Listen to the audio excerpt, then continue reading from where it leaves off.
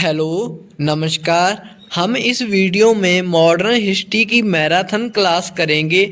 ये जितने भी टॉपिक्स आपको दिख रहे हैं, सारे के सारे टॉपिक्स हम इस वीडियो में डिस्कस करेंगे। मैं आपको इस बात की गारंटी दे रहा हूँ, अगर आपके एग्ज़ाम में कोई भी क्वेश्चन आएगा मॉडर्न हिस्ट्री से, आपका एक भी क्वेश्चन गलत नहीं होगा और इस वीडियो से एक भी क्वेश्चन बाहर नहीं जाएगा। आपने इस वीडियो को ध्यान से देखना है और इसके साथ मैंने एक MCQ वाली वीडियो बनाई हुई है, आपने उस वीडियो को भी देखना है। आपकी क्वेश्चन की प्रैक्टिस भी हो जाएगी। बाकी हमारे YouTube चैनल के ऊपर पॉलिटी इकोनॉमी की प्लेलिस्ट बनी हुई है, आप लोग देख सकते हैं। अगर आपको कोई और सब्जेक्ट के ऊपर मैराथन क्लास चाहिए तो आप लोग मेरे को कमेंट सेक्शन में बता सकते हैं। चलो वीडियो स्टार्ट करते हैं। अगर आप लोगों ने हमारे YouTube चैनल को सब्सक्राइब नहीं किया है तो अभी सब्सक्राइब कर दीजिए, बिकॉज़ आने वाले टाइम में जितने भी सब्जेक्ट्स हैं सभी के ऊपर आपको मैराथन क्लास इस चैनल के ऊपर प्रोवाइड की जाएगी। और बाकी आप लोगों का साथ ही मुझे मोटिवेट करता है मैं जल्दी से जल्दी वीडियो को अपलोड करूं और आप लोगों के लिए अच्छा से अच्छा कंटेंट लेकर आऊं। देखो, जो मॉडर्न हिस्ट्री होती है इसकी शुरुआत होती है जब यूरोप वाले लोग इंडिया में आना स्टार्ट हो जाते हैं, ठीक है, तभी से मॉडर्न हिस्ट्री शुरू हो जाती है। आपके एग्ज़ाम में ये क्वेश्चन बनता है, पुर्तगीज़ पहले आए, डच कब आए, इंग्लिश कब आए, डेनिश कब आए, फ्रेंच कब आए। आपको इनका ऑर्डर पता होना चाहिए, सबसे पहले कौन आते हैं, फिर कौन आता है, उसके बाद कौन आता है।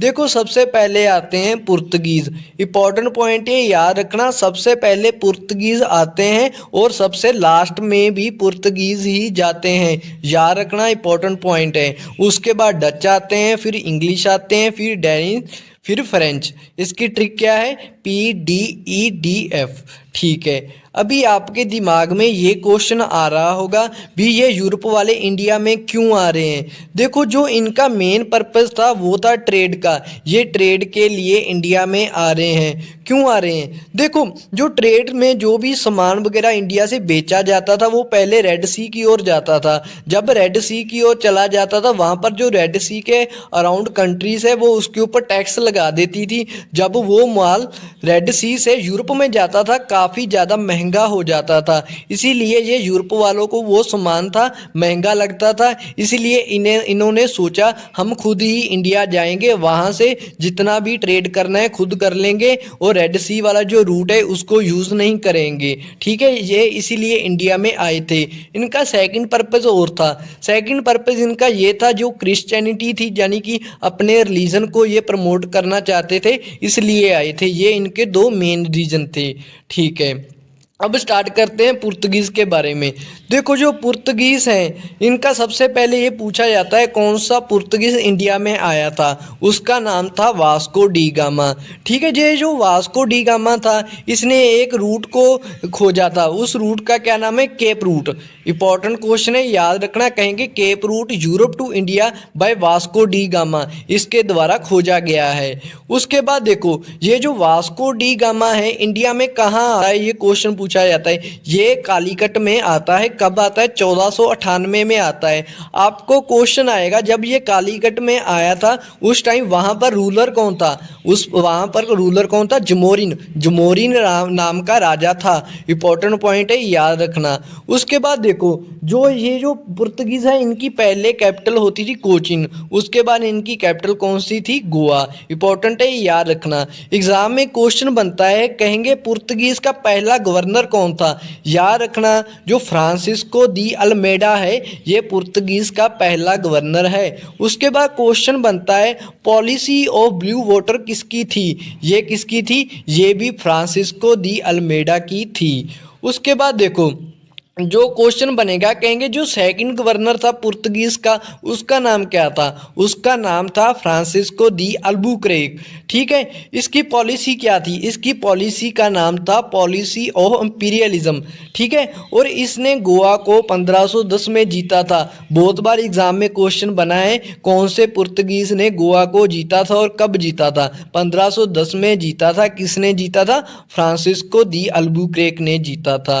उसके बाद ये क्वेश्चन एग्जाम में बना है, कहेंगे आपको भी कोचीन टू गोवा किसने कैपिटल शिफ्ट की थी, ये की थी Nino da Cunha shifted capital from Cochin to Goa.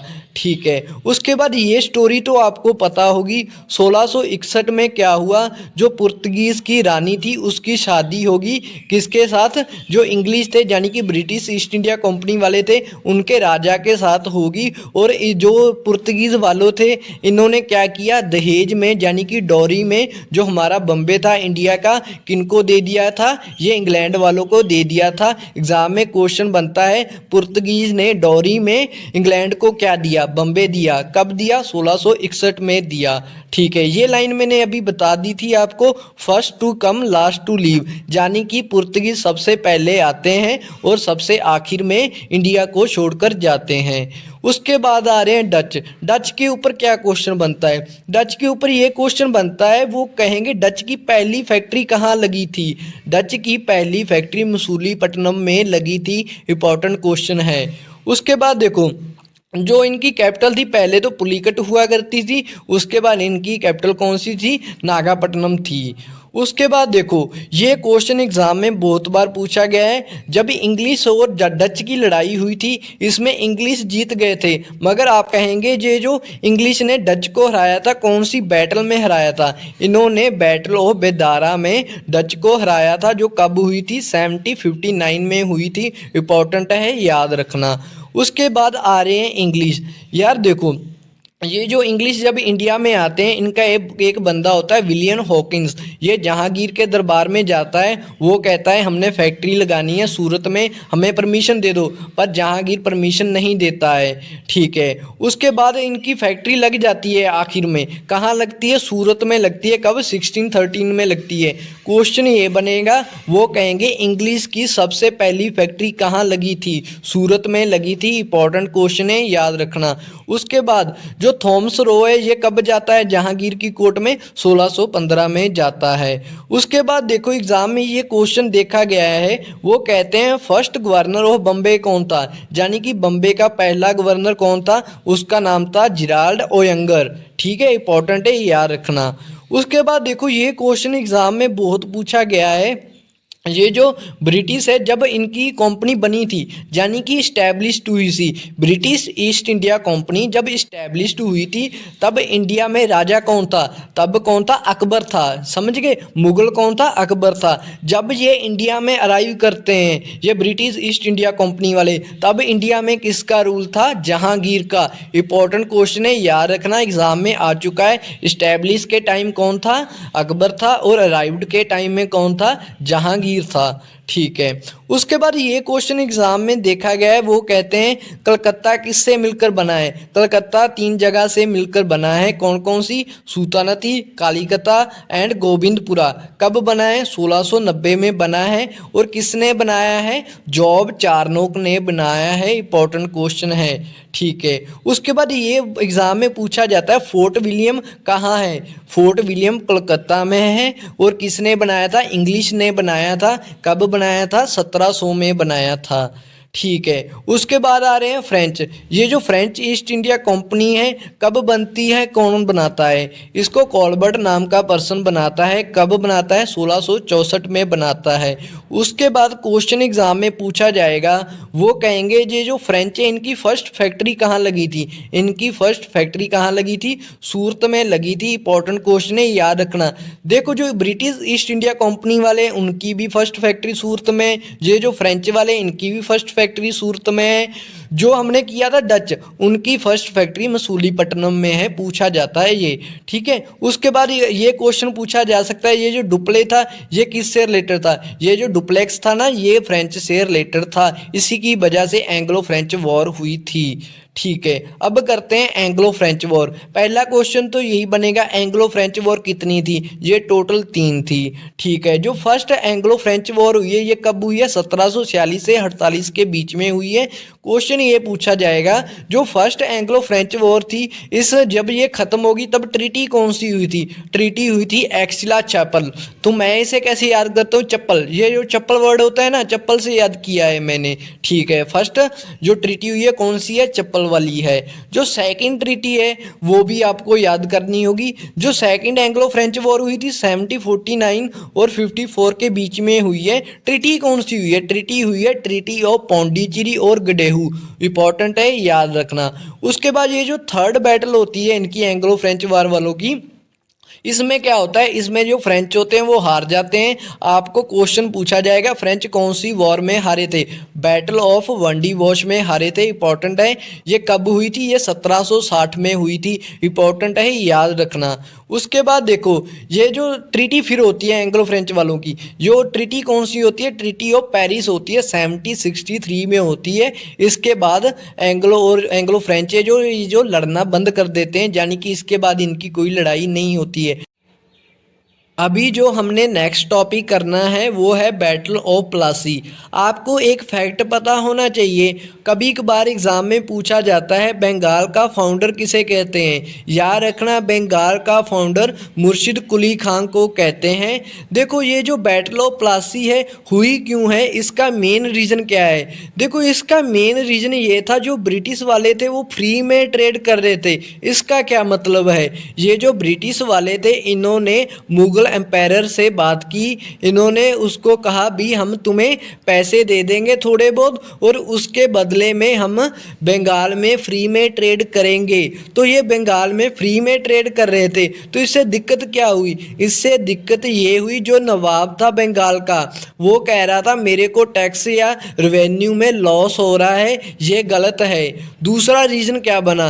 दूसरा रीज़न ये हुआ, ये जो कलकत्ता है, कलकत्ता को फोर्टिफाइड कर दिया था ब्रिटिश ने, यानी कि कलकत्ता की किलेबंदी कर दी थी ब्रिटिश ने बिना नवाब की परमिशन के। नवाब कह रहा है भी बंगाल का नवाब मैं हूँ और तुम लोगों ने मेरी परमिशन भी नहीं ली। तो इसे क्या हुआ भी, नवाब को गुस्सा आ गया और नवाब ने क्या किया, इनके साथ लड़ाई स्टार्ट कर दी। तो नवाब ने ये जो फोर्ट विलियम था अंग्रेज़ों का, इसको जीत लिया।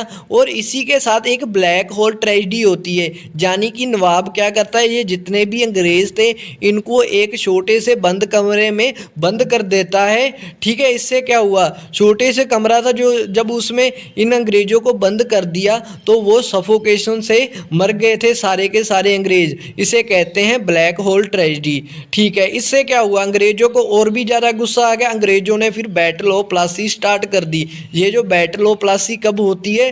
23 जून 1757 को होती है। इंपॉर्टेंट क्वेश्चन ये बनेगा, एक तो इसकी आपको तारीख पता होनी चाहिए और दूसरा पता होना चाहिए ये किसके बीच होती है। देखो, जो नवाब ऑफ बंगाल है वो है सिराजुद्दौला। ठीक है, इसकी किसके साथ हो रही है? अंग्रेजों के साथ। अंग्रेज कौन है? जो मेन बंदा है उनका रॉबर्ट क्लाइव है। याद रखना, इंपॉर्टेंट क्वेश्चन है, ये सभी को पता है, ब्रिटिश इसमें जीत जाते हैं। ठीक है, अब ये क्वेश्चन बनता है, ये जो ब्रिटिश जीतते क्यों हैं, क्या रीज़न हुआ? देखो, ये जो ब्रिटिश इसलिए जीत जाते हैं, जो एक नवाब का खास बंदा था, क्या नाम था उसका? मीर जाफर। वो धोखा कर देता है किसके साथ? नवाब के साथ, और अंग्रेजों के साथ मिल जाता है। और अंग्रेज उसे कहते हैं तू हमारा साथ दे दे, हम तुम्हें क्या बना देंगे? नवाब बना देंगे। तो मीर जाफर ऐसा ही करता है, जितनी सेना होती है अपनी सेना को अंग्रेज़ों के साथ मिला लेता है, और जो हमारा नवाब था सिराजुद्दौला वो अकेला रह जाता है, इसलिए वो हार जाता है और मीर जाफ़र और अंग्रेज़ दोनों जीत जाते हैं बैटल ऑफ प्लासी में। इसके साथ क्या हुआ, जैसे कि मीर जाफ़र को कहा गया था भी अगर तू हमारा साथ देगा तो हम तुम्हें क्या बना देंगे? नवाब बना देंगे बंगाल का। ऐसा ही हुआ।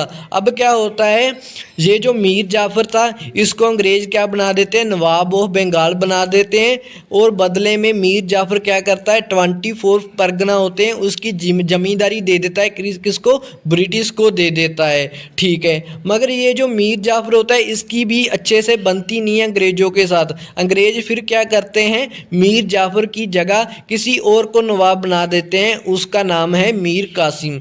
ठीक है, मगर ये जो मीर कासिम था ये भी फ्रस्ट्रेटेड हो गया अंग्रेजों से। क्यों? क्योंकि अंग्रेज इंटरफेरेंस करते रहते थे काम में। ठीक है, तो फिर इसने क्या किया, इसने एक बंदा और था, उसका नाम था सुजाउद्दौला।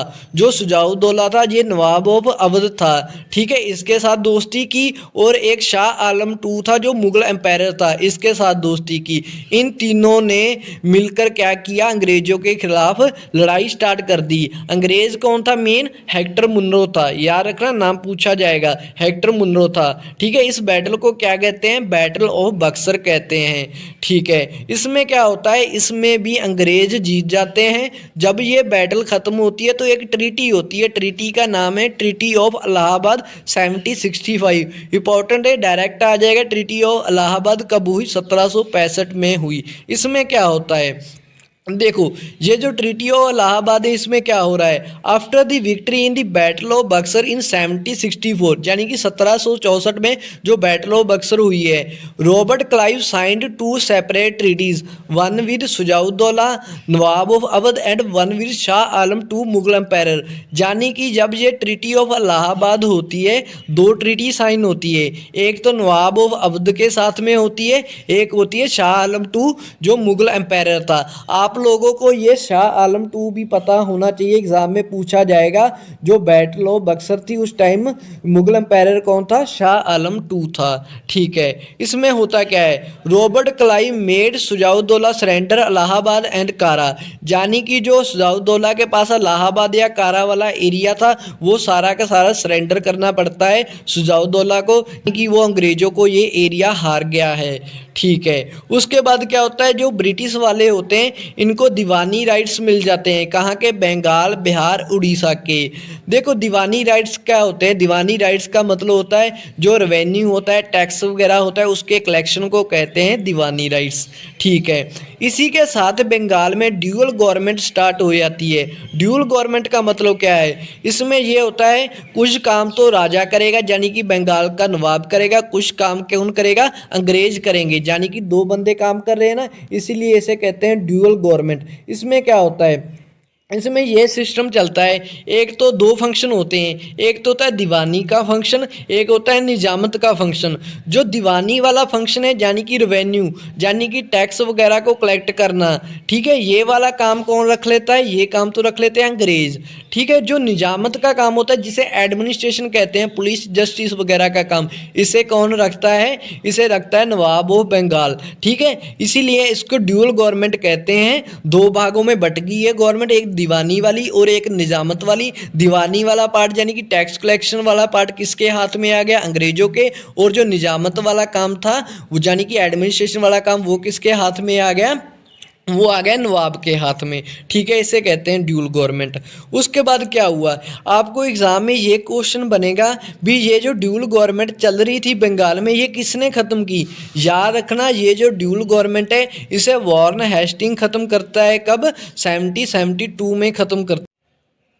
एग्ज़ाम में दादा भाई नौरोजी के ऊपर काफ़ी क्वेश्चंस पूछे जाते हैं। जितने भी इम्पोर्टेंट फैक्ट दादा भाई नौरोजी से रिलेटेड है हम इस स्लाइड में डिस्कस करेंगे। पहला क्वेश्चन ये पूछा जाता है, theory of drain of wealth किसने दी थी, ये दादा भाई नौरोजी ने दी थी। उसके बाद क्वेश्चन बनता है वो कौन सा फर्स्ट एशियन था जो मेंबर बना था ब्रिटिश पार्लियामेंट का, वो थे दादा भाई नौरोजी। उसके बाद कहेंगे अनऑफिशियल एम्बेसडर ऑफ इंडिया किसे कहते हैं, ये दादा भाई नौरोजी को कहते हैं। कहेंगे 3 बार कांग्रेस का प्रेसिडेंट कौन बना है, दादा भाई नौरोजी बने हैं। जहाँ कहेंगे सबसे ज़्यादा बार कांग्रेस का प्रेसिडेंट कौन बना है, दादा भाई नौरोजी बने हैं। उसके बाद क्वेश्चन आएगा सबसे पहले स्वराज वर्ड किसने यूज़ किया, ये दादा भाई नौरोजी ने किया।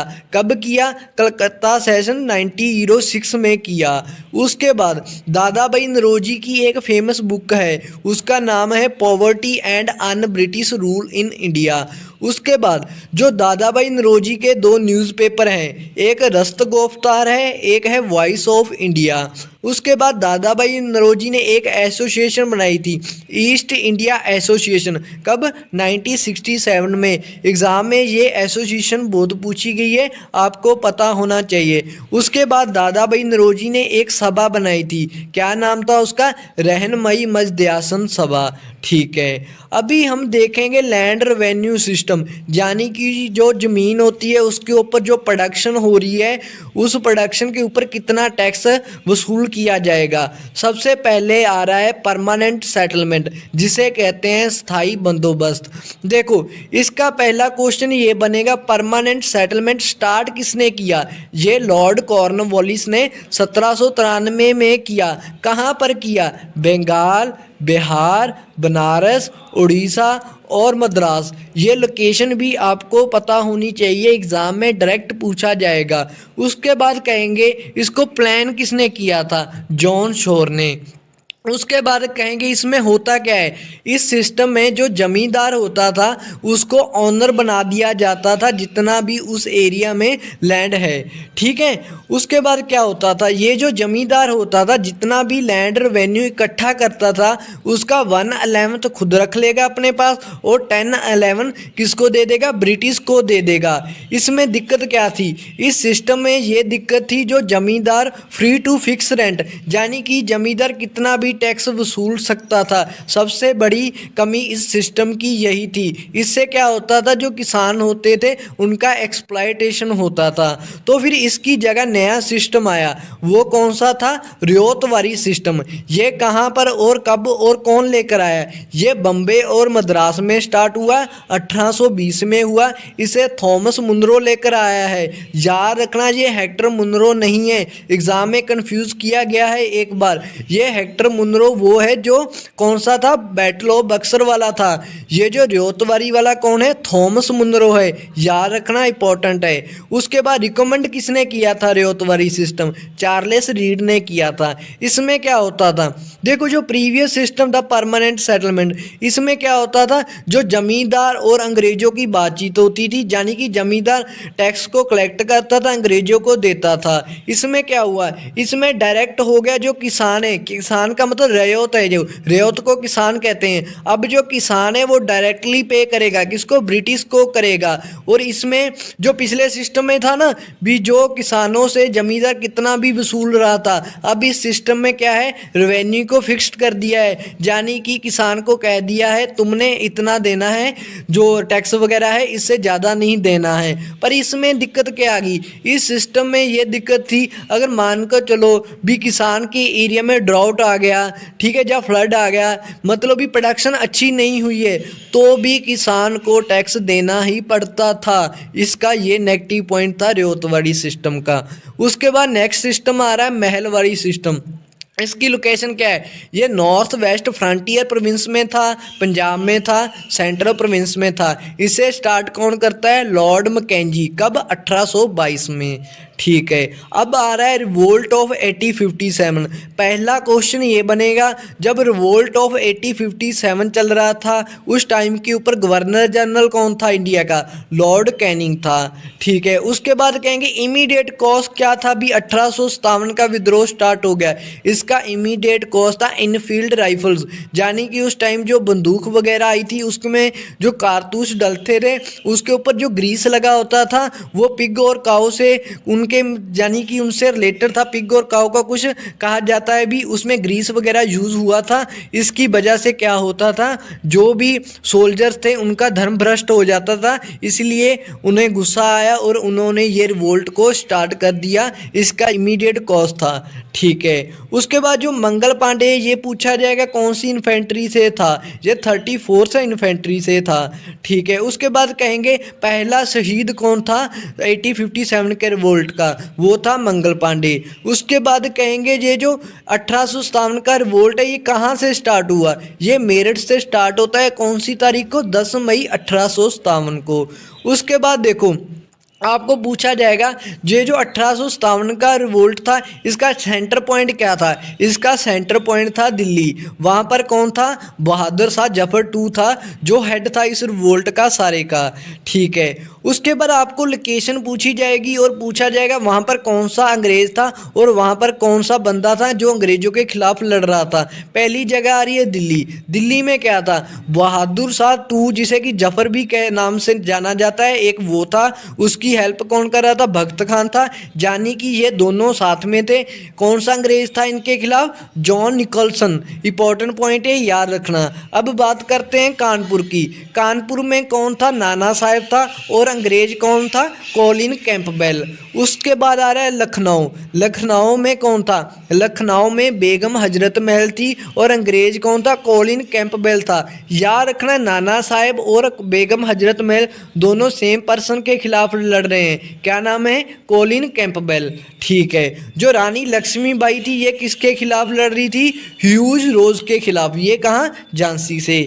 ठीक है, जो कुंवर सिंह था ये कहाँ से था, जगदीशपुर यानी कि बिहार से। और किसके खिलाफ लड़ रहा था, विलियम टेलर के खिलाफ।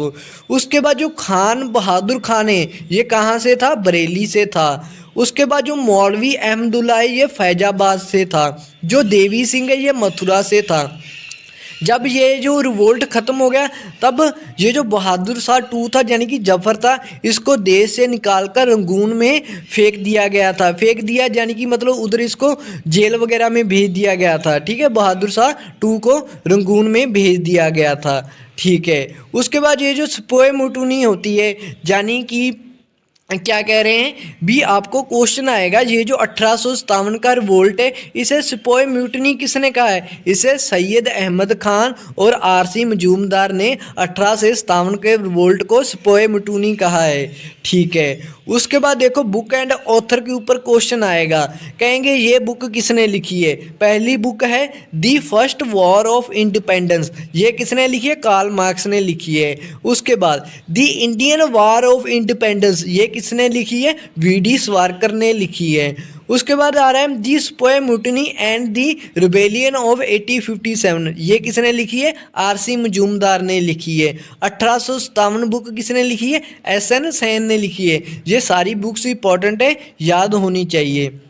उसके बाद ये एक स्टेटमेंट पूछी जा सकती है, it was neither first nor national nor a war of independence. ये किसने कहा था, ये कहा था आरसी मजूमदार ने। अब स्टार्ट हो रही है मॉडरेट फेज 1885 से लेकर 1905। देखो, इंडियन नेशनल कांग्रेस बनती है बम्बे में 1885 में, किसके द्वारा, एओ ह्यूम के द्वारा। उसके बाद आपको ये पूछा जाएगा ये जो फर्स्ट सेशन था कांग्रेस का कहाँ पर हुआ है और इसका प्रेसिडेंट कौन था। देखो, जो फर्स्ट सेशन हुआ है गोकुल दास तेजपाल संस्कृत कॉलेज बम्बे में हुआ है। इसका प्रेसिडेंट था WC बनर्जी। इंपॉर्टेंट क्वेश्चन है, याद रखना। उसके बाद ये क्वेश्चन पूछा जा सकता है, वो कहेंगे फर्स्ट सेशन में कितने बंदे शामिल थे। 72 बंदों ने क्या किया था, अटेंड की थी इसको, फर्स्ट सेशन को। ठीक है, उसके बाद देखो ये जो कांग्रेस है ना, कांग्रेस में दो टाइप के बंदे थे, एक थे मॉडरेट्स, एक थे एक्सट्रीमिस्ट। मॉडरेट कौन थे, मॉडरेट का मतलब वो बंदे थे जो अंग्रेजों को कहते थे भी हमें ये सुधार चाहिए, यानी कि ये रिफॉर्म चाहिए, आप हमारी बातें मान लो। ये बातें मनवाने के लिए क्या करते थे, ये अंग्रेजों को चिट्ठी पत्थर कुछ लिख देंगे या उनसे प्रेयर प्रार्थना करेंगे, है ना। मतलब ये प्यार से चलते थे, प्यार से बात करते थे अंग्रेजों से, चिट्ठी पत्थर लिख देंगे या उनकी रिक्वेस्ट करेंगे भी सर हमें ये चाहिए, ये कर दिया जाए। मगर ये अंग्रेजों को ऐसा नहीं कहते थे भी भारत छोड़कर भाग जाओ, है ना। समझ गए, ये थे मॉडरेट्स। आपको क्वेश्चन बन जाएगा भी मॉडरेट्स के अंदर कौन कौन से बंदे आते थे। देखो, जो मॉडरेट्स के अंदर कौन कौन आ रहा है, दादा भाई नौरोजी आ रहे हैं, बदरुद्दीन तैयबजी आ रहे हैं, सुरेंद्रनाथ बैनर्जी आ रहा है, मदन मोहन मालवीय आ रहा है। ठीक है, इसी तरह से और भी काफ़ी बंदे थे, आपको पता होने चाहिए। देखो, जो मॉडरेट्स हैं वो तो मैंने आपको बता दिया। एक थे एक्सट्रीमिस्ट। एक्सट्रीमिस्ट कौन थे, ये बिल्कुल इनके ऑपोजिट थे मॉडरेट्स के। एक्सट्रीमिस्ट क्या कहते थे, ये कहते थे भी हमें ये रिफॉर्म चाहिए, आप लोग हमें रिफॉर्म दे रहे हो कि नहीं। अगर आप लोग हमें रिफॉर्म नहीं दे रहे हो, अंग्रेजों को कह रहे हैं भी अगर आप लोग हमें रिफॉर्म नहीं दे रहे हो हम प्रोटेस्ट करेंगे, हम हड़ताल करेंगे, हम क्या करेंगे, बायकॉट करेंगे। मतलब भी ये कह रहे थे भी अंग्रेजों हम तुम्हें भगा देंगे अगर तुम लोग हमें रिफॉर्म नहीं दोगे। यानी कि ये थे गर्म दल वाले, जो मॉडरेट्स थे वो कौन थे, नर्म दल वाले। आपको क्वेश्चन आ जाएगा एक्सट्रीमिस्ट के अंडर कौन कौन से लीडर आते थे। देखो एक 3 की तो ट्रिक है, लाल बाल पाल, लाला लाजपत राय, बाल गंगाधर तिलक और बिपिन चंद्र पाल। 3 तो ये हो गए, एक था अरबिंदो घोष, ठीक है, ये इंपॉर्टेंट है। एक और याद रखना, चिदम्बरम पिल्लई। आपको डायरेक्ट क्वेश्चन आ जाएगा, कहेंगे इनमें से पहचान दो मॉडरेट कौन है और एक्सट्रीमिस्ट कौन है। आपको आइडियोलॉजी का मैंने बता दिया, मॉडरेट्स क्या चाहते हैं और एक्सट्रीमिस्ट क्या चाहते हैं, ठीक है। अब देखो जो बाल गंगाधर तिलक है, इनके बारे में कुछ इंपॉर्टेंट फैक्ट्स देखते हैं। आपको डायरेक्ट क्वेश्चन आ जाएगा, लोकमान्य किसे कहते हैं, लोकमान्य बाल गंगाधर तिलक को कहते हैं। और ये कहाँ से थे, ये महाराष्ट्र से थे। देखो जो बाल गंगाधर तिलक, इनके 2 न्यूज़पेपर है, एक का नाम है केसरी, एक का नाम है मराठा। कभी कभार ये क्वेश्चन बन जाता है, केसरी कौन सी लैंग्वेज में लिखा जाता था, केसरी मराठी में लिखा जाता था, और जो मराठा न्यूज़पेपर है वो इंग्लिश में लिखा जाता था। कंफ्यूज नहीं होना है, वो कह देंगे जो मराठा न्यूज़पेपर था वो मराठी में लिखा जाता था, गलत। मराठा न्यूज़पेपर किस में है, इंग्लिश में है, ठीक है। उसके बाद ये जो बाल गंगाधर तिलक है, इन्होंने क्या किया था, गणपति फेस्टिवल हो गया, शिवाजी फेस्टिवल हो गया, इन फेस्टिवल को यूज़ किया था किसके लिए, लोगों तक अपनी आवाज़ पहुंचाने के लिए, ठीक है। उसके बाद देखो ये जो बाल गंगाधर तिलक है, ये होम रूल लीग में भी पार्टिसिपेट करते हैं, ठीक है। ये होम रूल लीग को चलाते हैं 1916 में जो होती है। अच्छे से आगे पढ़ेंगे होम रूल लीग क्या थी, ठीक है। उसके बाद ये लाइन तो बहुत बार एग्जाम में पूछी गई है, वो कहेंगे ये लाइन किसने कही है, Swaraj is my birth right and I will have it. ये किसने कही है, बाल गंगाधर तिलक ने कही है। इसका मतलब क्या है, कह रहे स्वराज मेरा जन्म सिद्ध अधिकार है और मैं इसे लेकर रहूँगा, ठीक है। स्वराज का मतलब आज़ादी समझ लो, ठीक है। उसके बाद देखो अब थोड़ा सा बढ़ते हैं लाला लाजपत राय जी के बारे में। देखो लाला लाजपत राय कहाँ से थे, ये पंजाब से थे, ठीक है। एक ना मीटिंग होती है all India trade union Congress की 1920 में, ठीक है। उसका प्रेसिडेंट मान लो या प्रिसाइड मान लो, कौन करता है, लाला लाजपत राय करता है। जो AITUC की 1920 में मीटिंग होती है। एक इंपॉर्टेंट पॉइंट है, ये याद रखना, डायरेक्ट एग्जाम में पूछा गया है, ठीक है। उसके बाद इनकी डेथ हो जाती है कब, जब साइमन कमीशन इंडिया में आता है, तब ये प्रोटेस्ट करते हैं, इनके लाठी लग जाती है, जिसकी वजह से इनकी डेथ हो जाती है। बाकी साइमन कमीशन आगे हम डिटेल में पढ़ेंगे, ठीक है। उसके बाद देखो जो अभी ना हम पढ़ेंगे topic, the partition of Bengal 1905। हुआ क्या यार, जो बंगाल का एरिया था ना, बंगाल में सबसे ज़्यादा उस टाइम में रेवोल्यूशनरी थे, यानी कि ये मॉडरेट हो गए, एक्सट्रीमिस्ट हो गए, सबसे ज़्यादा किस एरिया में मिल रहे थे उस टाइम, बंगाल में मिल रहे थे। अंग्रेजों को पता चल गया भी हाँ यार सारे के सारे ये बंगाल में ही आ रहे हैं ना, बंगाल से राइज हो रहे हैं और इंडिया में नेशनलिज्म की भावना फैला रहे हैं। तो अंग्रेजों ने क्या सोचा भी हम ऐसा करते हैं, बंगाल को 2 भागों में तोड़ देते हैं, एक को बना देंगे ईस्ट बंगाल, एक को बना देंगे वेस्ट बंगाल। जो वेस्ट बंगाल होगा उसमें सिर्फ हिंदू रहेंगे, जो ईस्ट बंगाल होगा उसमें सिर्फ मुस्लिम। इससे क्या हो जाएगा, जो हिंदू मुस्लिम की यूनिटी बनी हुई है ना वो टूट जाएगी, है ना। इन्होंने ऐसे ही किया और क्या किया, इन्होंने कह दिया भी हम बंगाल का विभाजन कर रहे हैं, यानी कि पार्टीशन कर रहे हैं। इन्होंने 16 अक्टूबर 1905 में क्या किया, बंगाल को तोड़ दिया, एक को बना दिया ईस्ट बंगाल, एक को बना दिया वेस्ट बंगाल। जो ईस्ट बंगाल था वो आगे जाकर क्या बन जाता है, बांग्लादेश बन जाता है, ठीक है। उसके बाद देखो जब लोगों ने कहा भी आप लोग पार्टीशन क्यों कर रहे हो, वो तो लोगों को भी पता था क्यों कर रहे हैं, क्योंकि इन्होंने नेशनलिज्म की भावना को तोड़ना था। मगर इन्होंने जो वो होता है ना, गवर्नमेंट कहती है अपने तरफ से कोई ऑफिशियल डिक्लेरेशन देती है भी हमने क्यों किया है, तो इन्होंने क्या कहा, इन्होंने कहा भी हम क्या रीज़न दे रहे हैं, एडमिनिस्ट्रेशन कन्वीनियंस। मतलब कह रहे हैं भी जो एडमिनिस्ट्रेशन करना है ना जो बंगाल का एरिया का, इसमें हमें डिफ़िकल्टी आ रही है। क्यों कह रहे हैं भी वहाँ पर ओवर पॉपुलेशन है, बहुत ज़्यादा, करोड़ों में, शायद करोड़ थी या पता नहीं कितनी पॉपुलेशन थी। कह रहे हैं हमें एडमिनिस्ट्रेशन करने में दिक्कत आ रही है, इसीलिए हम इनको 2 भागों में तोड़ रहे हैं बंगाल को, ठीक है। क्वेश्चन क्या बनेगा, क्वेश्चन ये बनेगा, कभी कभार एग्जाम में पूछ लिया जाता है, अंग्रेजों ने रीजन क्या दिया था पार्टीशन ऑफ बंगाल का, उन्होंने क्या रीजन दिया था, एडमिनिस्ट्रेशन कन्वीनियंस, ठीक है। बाकी वो तो हमें पता ही था, अंग्रेजों की पॉलिसी थी डिवाइड एंड रूल, मतलब तोड़ दो फिर रूल करो, ठीक है। उसके बाद देखो यार, जब ये 16 अक्टूबर 1905 में पार्टीशन ऑफ बंगाल हो गया, इसी साल कांग्रेस का हर साल में सत्र होता था, ये तो आपको पता होगा, कांग्रेस का हर साल में सेशन होता था, ठीक है। जो 1905 में कांग्रेस का सेशन हुआ है, आपको क्वेश्चन आएगा ये कहाँ हुआ था, ये बनारस में हुआ था। उसके बाद कहेंगे जो 1905 में कांग्रेस का बनारस में सेशन हुआ है, इसका प्रेसिडेंट कौन था याद रखना, गोपाल कृष्ण गोखले, इंपॉर्टेंट क्वेश्चन है, याद रखना, ठीक है। उसके बाद देखो, जब यार ये पार्टीशन हो गया ना, जब वेस्ट बंगाल ईस्ट बंगाल कर दिया तो लोगों को क्या आएगा, गुस्सा। जब लोगों को गुस्सा आ गया तो लोगों ने मूवमेंट स्टार्ट कर दी, लोगों ने क्या किया, प्रोटेस्ट करना स्टार्ट कर दिया, किसके खिलाफ, गवर्नमेंट के खिलाफ। लोग क्या करते हैं, बाइकआउट करते हैं, बाइकआउट यानी कि अंग्रेजों का सामान नहीं खरीदना है, स्वदेशी को यूज़ करना है, स्वदेशी यानी जो इंडियन के लोगों ने बनाया ना, इंडियन ने बनाया है सामान, सिर्फ उसी का यूज़ करना है, और जो गवर्नमेंट जॉब्स होगी ये सब कुछ छोड़ना है ना। ये चल रहा था उस टाइम के ऊपर 1905 में, यानी कि अंग्रेजों का बाइकआउट फुल तरीके से किया जा रहा था इस टाइम में, ठीक है। उसके बाद देखो, जब मुस्लिम, इसी टाइम के ऊपर मुस्लिम लीग बनती है, दिसंबर 1906 में कौन सी बनती है, मुस्लिम लीग बनती है। डायरेक्ट क्वेश्चन आएगा, मुस्लिम लीग कब बनी है, दिसंबर 1906 में बनी है। उसके बाद कहेंगे किसने बनाई है, ये नवाब सलीमुल्लाह ऑफ ढाका ने बनाई है। इसका काम क्या था मुस्लिम लीग का, मुस्लिम लीग बिल्कुल जो कांग्रेस थी ना, इंडियन नेशनल कांग्रेस, उसके ऑपोजिट थी। अगर इंडियन नेशनल कांग्रेस यस कहेगी तो मुस्लिम लीग क्या कहेगी, नो कहेगी, मतलब ये उसके ऑपोजिट बन गई थी, किसके, कांग्रेस के। मुस्लिम लीग का मेन मोटिव क्या था, इसका मेन मोटिव था जो मुस्लिम इंटरेस्ट है, जो मुस्लिम पीपल है, लोग है ना, उनके लिए कुछ ना कुछ सुधार लेकर आने। जब ये जिन्ना आ जाएगा उसके बाद तो ये एक्सट्रीम हो जाती है, तब ये वही मांगने लग जाते हैं हमें पाकिस्तानी चाहिए, है ना, मतलब ये सेपरेशन की बात करते हैं, ठीक है।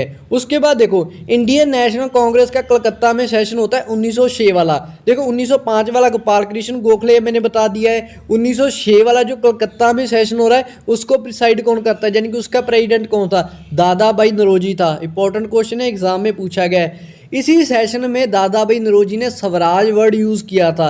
डायरेक्ट क्वेश्चन आएगा, सबसे पहले स्वराज वर्ड किसने यूज़ किया, दादा भाई नौरोजी ने किया है। कब किया है, कलकत्ता का सेशन था 1906 में यूज़ किया है, इंपॉर्टेंट है, याद रखना। उसके बाद होता है सूरत स्प्लिट। सूरत स्प्लिट होता है 1907 में। इसमें क्या होता है, मॉडरेट्स और एक्सट्रीमिस्ट क्या हो जाते हैं, अलग हो जाते हैं। हुआ क्या, मैंने पहले ही बता दिया, मॉडरेट्स है, एक एक्सट्रीमिस्ट है। मॉडरेट क्या कहते हैं भी, हमने इसी टाइम के ऊपर 1907 के टाइम के ऊपर मॉडरेट्स कहते हैं भी बस ठीक है, बहुत हो गया, ये जितना भी प्रोटेस्ट कर रहे हैं इस प्रोटेस्ट को सिर्फ बंगाल के एरिया में रखते हैं क्योंकि बंगाल की बात है। पर जो एक्सट्रीमिस्ट थे, जैसे हो गया अपना बाल गंगाधर तिलक हो गया, लाला लाजपत राय हो गया, ये कह रहे हैं भाई बंगाल में क्यों सीमित रखना है, इसको पूरे इंडिया लेवल के ऊपर लेकर जाएंगे, बड़ी मूवमेंट बनाएंगे। जब ये मूवमेंट बड़ी बन गई तो हम अंग्रेजों को क्या कर देंगे, फेंक देंगे। तो 1907 में क्या हुआ, 1907 में जो प्रेसिडेंट बनना था सूरत में, तो जो एक्सट्रीमिस्ट वाले थे उन्होंने कहा भी हमारा जो बाल गंगाधर तिलक है वो बनेगा,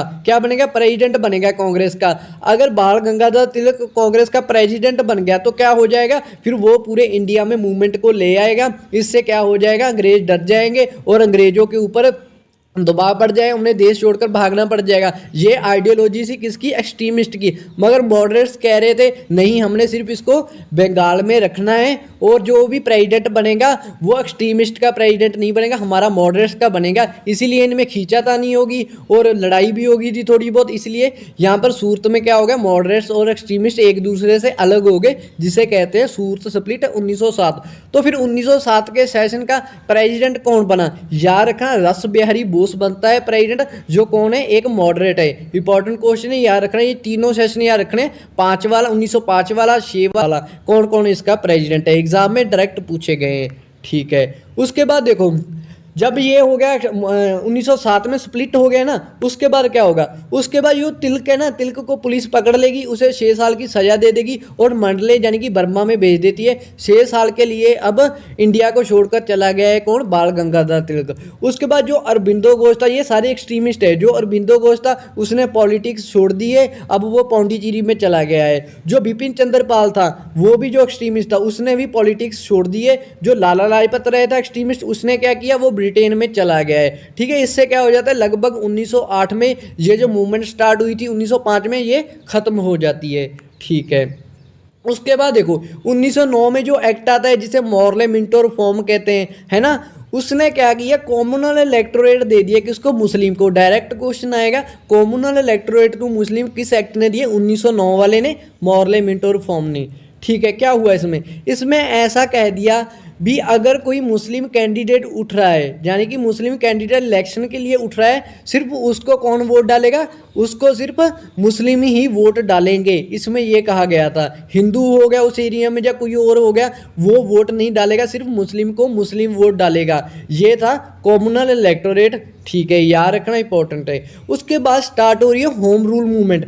होम रूल मूवमेंट का मतलब क्या है, देखो होम रूल मूवमेंट का मतलब है कंप्लीट इंडिपेंडेंस नहीं, कंप्लीट इंडिपेंडेंस नहीं मतलब पूर्ण आज़ादी नहीं, बस थोड़ी सी आज़ादी चाहिए। मतलब ये अंग्रेज़ क्या है, भारत छोड़कर नहीं जाएंगे, मगर जो एडमिनिस्ट्रेशन का काम है वो इंडियंस के हाथ में आ जाएगा। ये था होम रूल मूवमेंट का मतलब। ठीक है, मतलब ये मूवमेंट अभी चला दी है किसने, बाल गंगाधर तिलक चला रहे हैं। ठीक है, कहाँ से चला रहे हैं, मतलब ये जो बाल गंगाधर तिलक को 6 साल की सज़ा हुई थी ना, ये 6 साल की सज़ा काट कर आ गए हैं। अब जब बाल गंगाधर तिलक वापस आते हैं ना 6 साल बाद, तो ये क्या चला देते हैं, होम रूल मूवमेंट चलाते हैं। ठीक है, ये कहाँ से स्टार्ट करते हैं, ये पुणे से स्टार्ट करते हैं, कब, 1916 में। ठीक है, उसके बाद देखो क्वेश्चन ये बनेगा, ये जो होम रूल मूवमेंट थी ये आई कहाँ से थी, कौन सी कंट्री से आई थी, ये आयरलैंड से आई थी। इंपॉर्टेंट है, याद रखना। उसके बाद देखो ये जो बाल गंगाधर तिलक की मूवमेंट है ना,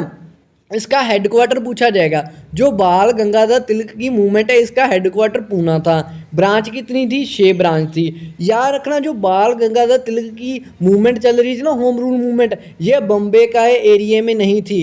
इंपॉर्टेंट है, वो कहेंगे बम्बे के एरिया में थी, बम्बे के एरिया में नहीं थी। तो फिर कहाँ थी, सीपी यानी कि हो गया सेंट्रल प्रोविंस हो गया, बिहार हो गया, कर्नाटक हो गया, महाराष्ट्र हो गया। यहाँ पर कौन था, बाल गंगाधर तिलक था। ठीक है, उसके बाद देखो 2 बंदे होम रूल मूवमेंट चला रहे थे, एक तो बाल गंगाधर तिलक था, दूसरा कौन था, एनी बेसेंट थी। एनी बेसेंट की कितनी ब्रांचेस थी, 200 ब्रांचेस थी, और लार्ज एरिया था। बम्बे इसके पास आता था। आपको क्वेश्चन आएगा, वो कहेंगे भी ज़्यादा एरिया किसके पास था होम रूल मूवमेंट में, एनी बेसेंट और बाल गंगाधर तिलक, किसके पास था, एनी बेसेंट के पास था।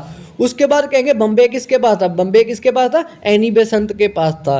ठीक है, पर ये जो मूवमेंट चलती है ना, धीरे धीरे ये भी कमज़ोर हो जाती है। लगभग 1920 में जाकर ये जो होम रूल मूवमेंट है इसका नाम बदल कर क्या रख दिया जाएगा, स्वराज्य सभा। डायरेक्ट क्वेश्चन आएगा, होम रूल मूवमेंट का नाम क्या रख दिया गया था, स्वराज्य सभा। देखो 1916 में लखनऊ पैक्ट होता है। एग्जाम में बहुत बार क्वेश्चन पूछा गया, लखनऊ पैक्ट क्या है, कब होता है, 1916 में लखनऊ पैक्ट होता है। इसमें क्या होता है, जो मुस्लिम लीग बनी थी ना वो कांग्रेस के साथ मिल जाती है। ये दोनों क्या कहते हैं, मुस्लिम लीग और कांग्रेस हम मिलकर काम करेंगे। ठीक है, उसके बाद सेकंड पॉइंट ये था, ये जो एक्सट्रीमिस्ट और मॉडरेट्स ब्रेक हुए थे ना, स्प्लिट हुआ था ना, सूत स्प्लिट 1907 वाला, ये फिर से दोबारा मिल जाते हैं 1916 के सेशन में। इंपॉर्टेंट है, याद रखना। उसके बाद ये एग्जाम में क्वेश्चन बनाए बहुत बार, जो 1916 का लखनऊ वाले सेशन की हम बात करें, इसका प्रेसिडेंट कौन था, इसका प्रेसिडेंट था अंबिका चरण मजूमदार, जिसे एसी मजूमदार कहते हैं। इंपॉर्टेंट क्वेश्चन है, याद रखना।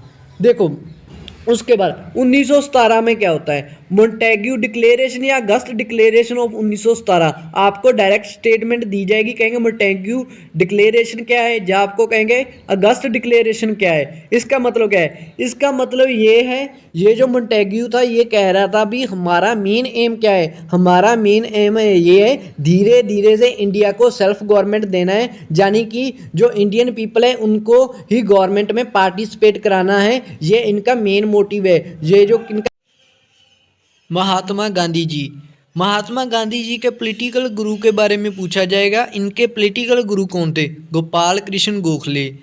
देखो महात्मा गांधी जी की 2 किताबें बहुत फेमस है, एक है हिंद स्वराज, एक का नाम है माई एक्सपेरिमेंट्स विद ट्रूथ।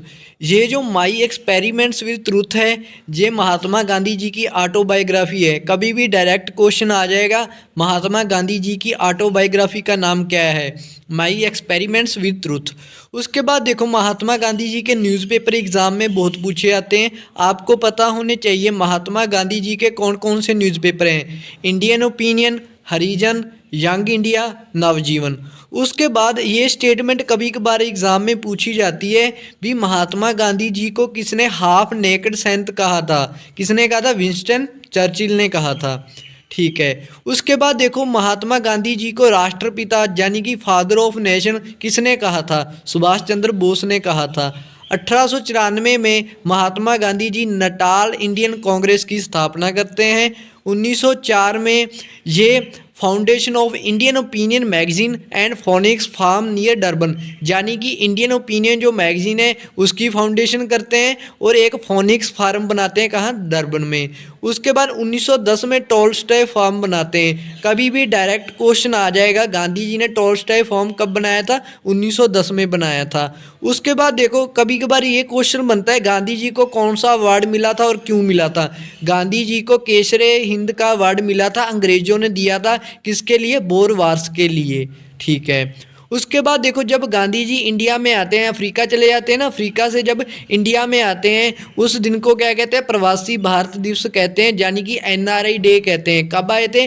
9 जनवरी 1915 में गांधी जी बॉम्बे में आए थे, यानी कि इंडिया में आए थे। इसी दिन को प्रवासी भारत दिवस यानी कि NRI डे कहते हैं। उसके बाद देखो जो गांधी जी अटेंड करते हैं लखनऊ सेशन 1916 वाला।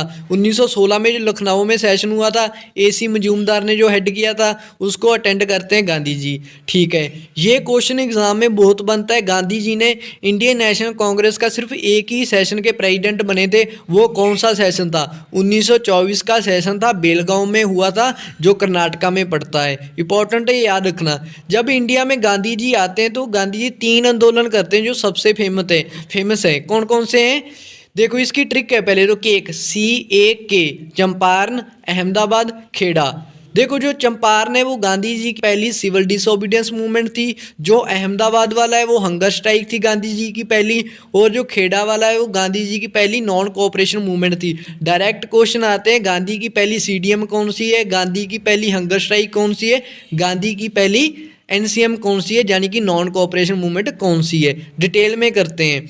देखो चंपारण में क्या हुआ, 1917 की बात है। राजकुमार शुक्ला नाम का पर्सन था, गांधी जी के पास आया। गांधी जी को कहा भी चंपारण में 3 कठिया सिस्टम चल रहा है, यानी कि जमीन का 3/20 भाग के ऊपर इंडिगो यानी कि नील की खेती करनी पड़ रही है किसान को, जो अंग्रेज उन्हें फोर्सफुली कह रहे हैं भी इतनी जगह के ऊपर नील की खेती की जाए। मगर जो नील की खेती है उसमें प्रॉफिट वगैरह इतना नहीं है, तो किसान क्या चाहते हैं? इससे छुटकारा पाना चाहते हैं। इसलिए राजकुमार शुक्ला गए गांधी जी के पास, गांधी जी को कहा भी हमारे लिए कुछ करे। तो गांधी जी आगे चंपारण में, गांधी ने यहाँ आकर सिविल डिसओबीडियंस मूवमेंट की, जो गांधी जी की पहली सिविल डिसओबीडियंस मूवमेंट थी। इसमें क्या हुआ, गांधी ने ये वाला जो सिस्टम चल रहा था 3 कठिया सिस्टम, ये खत्म करवा दिया। एग्जाम में डायरेक्ट क्वेश्चन आएगा, जो चंपारण में सत्याग्रह हुआ था, गांधी जी को किसने बुलाया था? राजकुमार शुक्ला ने बुलाया था।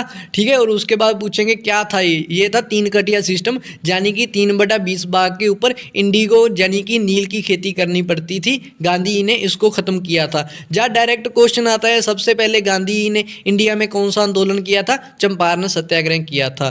ठीक है, उसके बाद चंपारण के बाद ये जाते हैं अहमदाबाद। अहमदाबाद में क्या था? अहमदाबाद 1918 की बात है, वहाँ पर एक कॉटन की मिल थी।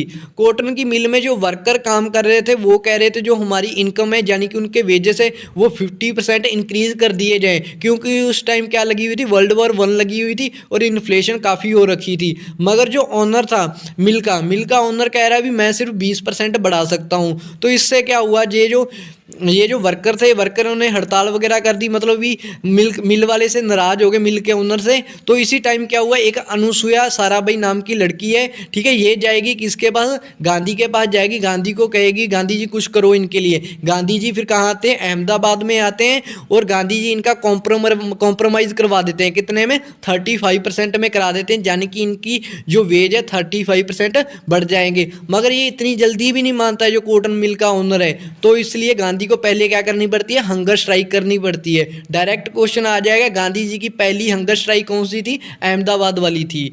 ठीक है, उसके बाद देखो, अब गांधी जी ने जब चंपारण वाला आंदोलन कर दिया, अहमदाबाद वाला हो गया, इसके बाद गांधी जी आएंगे खेड़ा में। खेड़ा में क्या था, खेड़ा में पता क्या, वो ड्रॉट वगैरह आ गया था और जो क्रॉप वगैरह थी उसकी प्रोडक्शन अच्छी नहीं हुई थी। तो इस वजह से क्या हुआ, जो अंग्रेज थे, अंग्रेज तो कह रहे थे हमें तो लैंड रेवेन्यू चाहिए, चाहे आपकी फसल हुई है चाहे नहीं हुई है, हमें क्या चाहिए, लैंड रेवेन्यू चाहिए। मगर जो किसान थे, किसान कह रहे थे भी हम कहाँ से दें, हमारे तो फसल हुई नहीं है। तो इसी वजह से इनकी खींचातानी होगी खेड़ा में। तो फिर गांधी जी आए, गांधी जी के साथ कौन था, सरदार वल्लभ भाई पटेल था। इन्होंने नॉन कोऑपरेशन मूवमेंट की और ये जो लैंड रेवेन्यू वगैरह मांग रहे थे अंग्रेज, इसको क्या कर दिया गया, ये इनका कॉम्प्रोमाइज़ करवा दिया भी, ये इस साल लैंड रेवेन्यू नहीं देंगे किसान, क्योंकि क्या हुआ है, ड्रॉट हुआ था, क्रॉप फेल्यूर हुई थी। ठीक है, अभी क्वेश्चन ये बनते हैं, राजकुमार शुक्ला ने चंपारण में बुलाया गांधी जी को, अनुसुईया साराभाई ने अहमदाबाद में बुलाया और सरदार वल्लभ भाई पटेल ने सपोर्ट की है गांधी की, किसमें, ये खेड़ा सत्याग्रह में। याद रखने तीनों पर्सन के नाम आपने।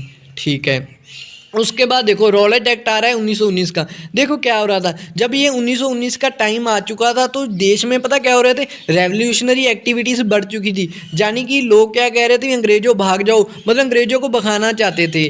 तो मतलब भी अंग्रेजों को ऐसा लगा भी अगर लोग, क्या हुआ भी, इनमें थोड़ा सा भी ज़्यादा जोश बढ़ गया। पहले तो वर्ल्ड वार 1 लगी हुई है, उधर ये बिजी हैं, ठीक है, तो ऊपर से इनका भी लॉस बहुत हो रहा है। अंग्रेजों ने कहा भी जो भी बंदा हमें दिख गया हमारे खिलाफ बोलेगा, यानी कि डिसियस एक्टिविटी करेगा, देशद्रोह की एक्टिविटी करेगा, हम उसे बिना कोई कोर्ट की सुनवाई के सीधा जेल में फेंक देंगे। ठीक है, ये इन्होंने कानून बना दिया। उस कानून में कौन सा कानून था, रॉलेट एक्ट। रॉलेट एक्ट में लिखा गया था अगर कोई भी बंदा जो देशद्रोही एक्टिविटी करता है, यानी कि अंग्रेजों के खिलाफ बोलता है, उसको बिना किसी कार्रवाई के, यानी कि कोर्ट सुनवाई के, सीधा जेल में फेंक दिया जाएगा। ये कानून के खिलाफ क्या हुआ, फिर पूरे देश में क्या हो गया, प्रदर्शन स्टार्ट हो गए भी आप ये कैसा कानून लेकर आ रहे हो। इसी प्रदर्शन में 2 बंदे थे, सैफुद्दीन किचलू और सत्यापाल, डॉक्टर सत्यापाल, ये दोनों अंग्रेजों ने पकड़ लिए। जब ये दोनों पकड़ लिए तो जो अमृतसर का एरिया है वहाँ पर जलियांवाला बाग का एरिया है, ठीक है, वहाँ पर लोग इकट्ठे हो गए। लोगों ने कहा भी हमारे ये जो 2 लीडर है,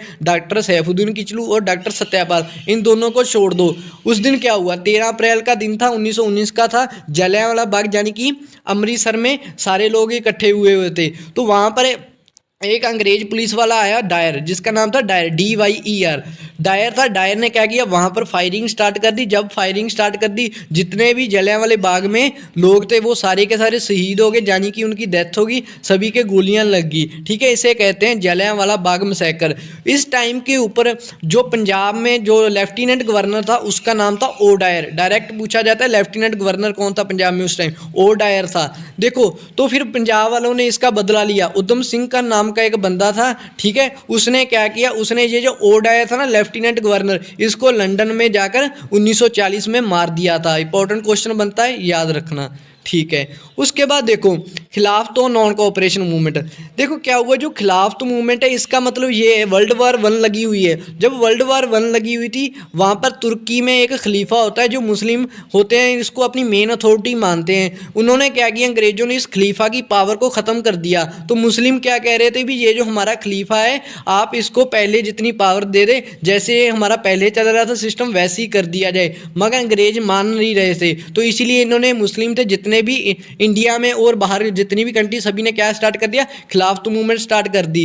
तो इसमें जब इंडिया में भी ये खिलाफत मूवमेंट स्टार्ट होगी तो फिर गांधी जी को पता चला, गांधी जी ने भी इस खिलाफत मूवमेंट में सपोर्ट दिया था। ठीक है, याद रखना। क्वेश्चन ये बनेगा भी जो खिलाफत मूवमेंट इंडिया में चल रही थी, कौन से 2 मेन लीडर थे, 2 मेन लीडर कौन थे, अली ब्रदर, मोहम्मद अली और शौकत अली। ठीक है, उसके बाद देखो कलकत्ता का सेशन हो रहा है 1920 में। इसमें क्या हुआ, Congress resolved in favour of non cooperation movement and swaraj as its ultimate aim. मतलब भी 1920 के सेशन में कलकत्ता में कांग्रेस ने कह दिया हम नॉन कोऑपरेशन मूवमेंट करेंगे और स्वराज हमारा अल्टीमेट एम है। ठीक है, इससे क्या हो गया, इससे पूरे देश में क्या बायकॉट वगैरह फिर से स्टार्ट हो गया भी, अंग्रेजों का बायकॉट करना है, सिर्फ स्वदेशी चीज़ें यानी कि जो इंडियंस ने बनाई है सिर्फ उसी का यूज़ करना है, जितने भी ये कोर्ट्स वगैरह है या जितने गवर्नमेंट चीज़ें हैं उनका बायकॉट करना है। ये सिस्टम इंडिया में स्टार्ट हो गया है ये कोलकाता सेशन के बाद। अब क्या हुआ, Gandhi ji was elected as the head of all India Khilafat movement, यानी कि गांधी जी को खिलाफत मूवमेंट का हेड बना दिया गया है, गांधी जी खिलाफत मूवमेंट को लीड करेंगे। ठीक है, इसी टाइम के ऊपर प्रिंस ऑफ वेल्स इंडिया में आते हैं। याद रखना, कभी कभार क्वेश्चन बन जाता है प्रिंस ऑफ वेल्स, यानी कि ये इंग्लैंड वाली तरफ से ये प्रिंस है। प्रिंस आता है, कब आता है, ठीक है, कब आता है, ये तब आता है जब खिलाफत और नॉन कॉपरेशन मूवमेंट चलती है। कौन आता है, प्रिंस ऑफ वेल्स आता है इंडिया में। ठीक है, उसके बाद देखो ये मूवमेंट अच्छे से चल रही थी, लगभग 2-3 साल हो गए थे मूवमेंट चलती हुए। पर क्या हुआ, एक जगह है चौरी चौरा, कहाँ, गोरखपुर में पड़ती है, गोरखपुर यानी कि यूपी में पड़ती है। यहाँ पर क्या हुआ, यहाँ पर कुछ बंदों ने क्या किया, यानी कि जो हमारे इंडियंस ने ऐसा किया भी, जो पुलिस स्टेशन था ना चौरी चौरा में, वहाँ पर जितने भी पुलिस वाले थे सभी को जला दिया, यानी कि उस पुलिस स्टेशन में आग लगा दी। और इससे क्या हुआ, जितने भी उधर पुलिस वाले थे ना वो सारे के सारे मर गए उस पुलिस स्टेशन में, जो अंग्रेज थे। इससे क्या होगा, वायलेंस स्टार्ट होगी, यानी कि गांधी जी को वायलेंस पसंद नहीं थी। गांधी जी को क्या पसंद थी, पीस पसंद थी। वो कह रहे थे जितनी भी मूवमेंट हमने करनी है पीस से करनी है, हमने कोई भी वायलेंस क्रिएट नहीं करनी है। मगर जब ये वायलेंस होगी तो गांधी जी ने क्या कहा भी, मैं इस मूवमेंट को यानी कि नॉन कोऑपरेशन मूवमेंट को वापस ले रहा हूं। कब, 5 फरवरी 1922। याद रखना, इंपॉर्टेंट क्वेश्चन डायरेक्ट आएगा। चौरी चौरा घटना कब हुई थी, 5 फरवरी 1922 में हुई थी। इसमें पुलिस वालों को एक पुलिस स्टेशन में जला दिया गया था लोगों के द्वारा, और इसकी वजह से गांधी जी ने नॉन कोऑपरेशन मूवमेंट को वापस ले लिया था। अब देखो क्या होता है, जब गांधी जी ने नॉन कोऑपरेशन मूवमेंट को वापस ले लिया, कुछ बंदे ऐसा कह रहे थे कांग्रेस के भी, इस नॉन कोऑपरेशन मूवमेंट को हम कंटिन्यू रखते हैं, ठीक है, इसे चलने दो, इसे बंद नहीं करना है। कुछ बंदे कह रहे थे भी बस बहुत हो गया, नॉन कोऑपरेशन मूवमेंट को बंद करते हैं। जो लेजिस्लेटर होता है ना उसका बायकॉट वगैरह हम कर रहे हैं, यानी कि इलेक्शन वगैरह के जो हम बायकॉट कर रहे हैं, इलेक्शन वगैरह के बायकॉट को हम बंद करते हैं। हम इलेक्शन लड़ेंगे और जो लेजिस्लेटिव काउंसिल वगैरह है हम उसमें पार्टिसिपेट करेंगे, और वहाँ जाकर हम क्या करेंगे, अंग्रेजों के सामने अपनी डिमांड रखेंगे। देखो दो आइडियोलॉजी आ रहे हैं। पहले जो कह रहे हैं भी नॉन कोऑपरेशन मूवमेंट को कंटिन्यू रखो, उसे तो कहते हैं नो चेंजेस। डायरेक्ट क्वेश्चन आ जाएगा, नो चेंजेस कौन थे। नो चेंजेस वो थे जो कह रहे थे भी ये जो नॉन कोऑपरेशन मूवमेंट है इसको चलने दो, इसको बंद नहीं करना है, ठीक है। दूसरी आइडियोलॉजी वाले कौन से बंदे थे, वो कह रहे थे भी ये जो हम इलेक्शन वगैरह का बायकॉट कर रहे हैं इसका बायकॉट हम बंद कर दें, इलेक्शन लड़े और लेजिस्लेचर में हम पहुंच जाए, वहां जाकर हम अपनी अंग्रेजों के सामने डिमांड रखें, ठीक है। इनको कहते हैं प्रो चेंजर्स, ठीक है। जो अब आपको लीडर्स पता होने चाहिए, नो चेंजर में कौन से लीडर्स आते हैं और प्रो चेंजर्स में कौन से लीडर्स आते हैं। देखो ये जो राजेंद्र प्रसाद हो गया, सरदार वल्लभ भाई पटेल हो गया, सी राजगोपालचारी हो गया, ये सारे के सारे नो चेंजर्स हैं। इंपॉर्टेंट क्वेश्चन है, याद रखना। उसके बाद देखो ये जो प्रो चेंजर्स थे ना, इन्होंने स्वराज पार्टी बना दी स्वराज पार्टी और दी कांग्रेस खिलाफ तो स्वराज्य पार्टी कब बना दी, 1 जनवरी 1923 में बना दी। कौन कौन से दो बंदे थे मेन, CR दास और मोतीलाल नेहरू, ये दो मेन बंदे क्या थे, प्रो चेंजर थे। इन्होंने स्वराज पार्टी बना दी है कब, 1923 में। इंपॉर्टेंट क्वेश्चन है, डायरेक्ट आएगा, स्वराज पार्टी कब बनी है और किसने बनाई है, ठीक है। उसके बाद देखो ये जो CR दास था ये क्या बन गया, प्रेसिडेंट स्वराज पार्टी का, और जो मोतीलाल नेहरू था ये क्या बन गया, सेक्रेटरी बन गया, किसका, स्वराज पार्टी का। इंपॉर्टेंट है, याद रखना। उसके बाद देखो अब आ रहा है 1927 का टाइम, साइमन कमीशन आ रहा है इंडिया में। जो साइमन कमीशन इंडिया में आ रहा है इसका काम क्या है, ये जो साइमन कमीशन आया है इसने देखना है जो 1919 में एक्ट आया था, गवर्नमेंट ऑफ इंडिया एक्ट 1919, उसमें एक डायरकी नाम की गवर्नमेंट आई थी, ठीक है। मतलब भी उसमें एक ट्रांसफर्ड सब्जेक्ट थे, एक रिजर्व्ड सब्जेक्ट थे। बाकी सारा डिटेल में मैं आपको एक एक्ट वाली वीडियो बनाऊंगा, उसमें कवर करवाऊंगा, ठीक है। तो मतलब भी साइमन कमीशन का मेन काम था जो गवर्नमेंट ऑफ इंडिया एक्ट 1919 है उसके अकॉर्डिंग इंडिया में क्या क्या सुधार आ चुके हैं और क्या क्या हमने इंडिया में रिफॉर्म करने हैं। इसका मेन एजेंडा ये था साइमन कमीशन का। साइमन कमीशन ने अगर रिपोर्ट बनानी है भी इंडिया में हमने क्या क्या कर दिया है और क्या क्या करना है। मगर क्या हुआ, जो साइमन कमीशन का मेंबर थे ना वो 7 मेंबर थे, सातों के सातों कौन थे, अंग्रेज थे। तो इंडियंस क्या हुए, बुखला गए। इंडियंस ने कहा भाई इसमें हमारा तो एक भी बंदा नहीं है साथ में, साथ के साथ तुम लोग अंग्रेजी हो, तुम हमारे बारे में क्या फ़ायदा सोचोगे, है ना। तो फिर इसकी वजह से साइमन कमीशन का क्या स्टार्ट हो गया, इंडिया में विरोध स्टार्ट स्टार्ट हो गया। जहाँ भी साइमन कमीशन जाता था वहाँ पर इसके प्रोटेस्ट किया जाता था। इसी प्रोटेस्ट में लाला लाजपत राय जी क्या हो गए, शहीद हो गए, इनके लाठी लग गई थी। ठीक है, उसके बाद देखो जिस भी बंदे ने लाला लाजपत राय के लिए रिस्पॉन्सिबल था डेथ के लिए, उस बंदे का नाम था सॉन्डर्स। भगत सिंह ने क्या किया, अपने साथियों के साथ मिलकर उस सैंडर्स को मार दिया था। ठीक है, उसके बाद देखो the Secretary of State for India Lord Birkenhead challenge the Indian leaders to draft a constitution for India. देखो क्या हुआ, साइमन कमीशन जो आया, साइमन कमीशन ने बताना था भी हमने इंडिया में क्या सुधार करने हैं, क्या कॉन्स्टिट्यूशन रिफॉर्म करने हैं। ठीक है, मगर इंडियंस ने कह दिया भाई ये तो सातों के सातों अंग्रेज है, तुम क्या हमारे बारे में सोचोगे। तो फिर एक secretary of State for India था, ठीक है, जिसका नाम बर्कनहेड था। उसने कहा भाई, कह रहा भी इंडियंस अगर तुम लोग इतना ही कह रहे हो ना, तुम लोग ऐसा करो अपना कॉन्स्टिट्यूशन खुद बना लो, मगर ऐसा कॉन्स्टिट्यूशन बनाना है जो सभी को क्या हो, एग्री हो, यानी कि मुस्लिम लीग को भी पसंद आ जाए, तुम्हें भी पसंद आ जाए, या जितने भी इंडियंस में रह रहे हैं सभी को पसंद आना चाहिए। बनाकर दिखा दो, मैं तुम्हें मान जाऊंगा। चैलेंज कर दिया बर्कनहेड ने। तो अपने वालों ने चैलेंज एक्सेप्ट कर लिया। जब अपने वालों ने चैलेंज एक्सेप्ट कर लिया तो नेहरू कमेटी बनाई गई एक, ठीक है, मोतीलाल नेहरू के अंडर। जो मोतीलाल नेहरू के अंदर नेहरू कमेटी बनाई, उसने ये कॉन्स्टिट्यूशन बनाने की प्रक्रिया स्टार्ट कर दी।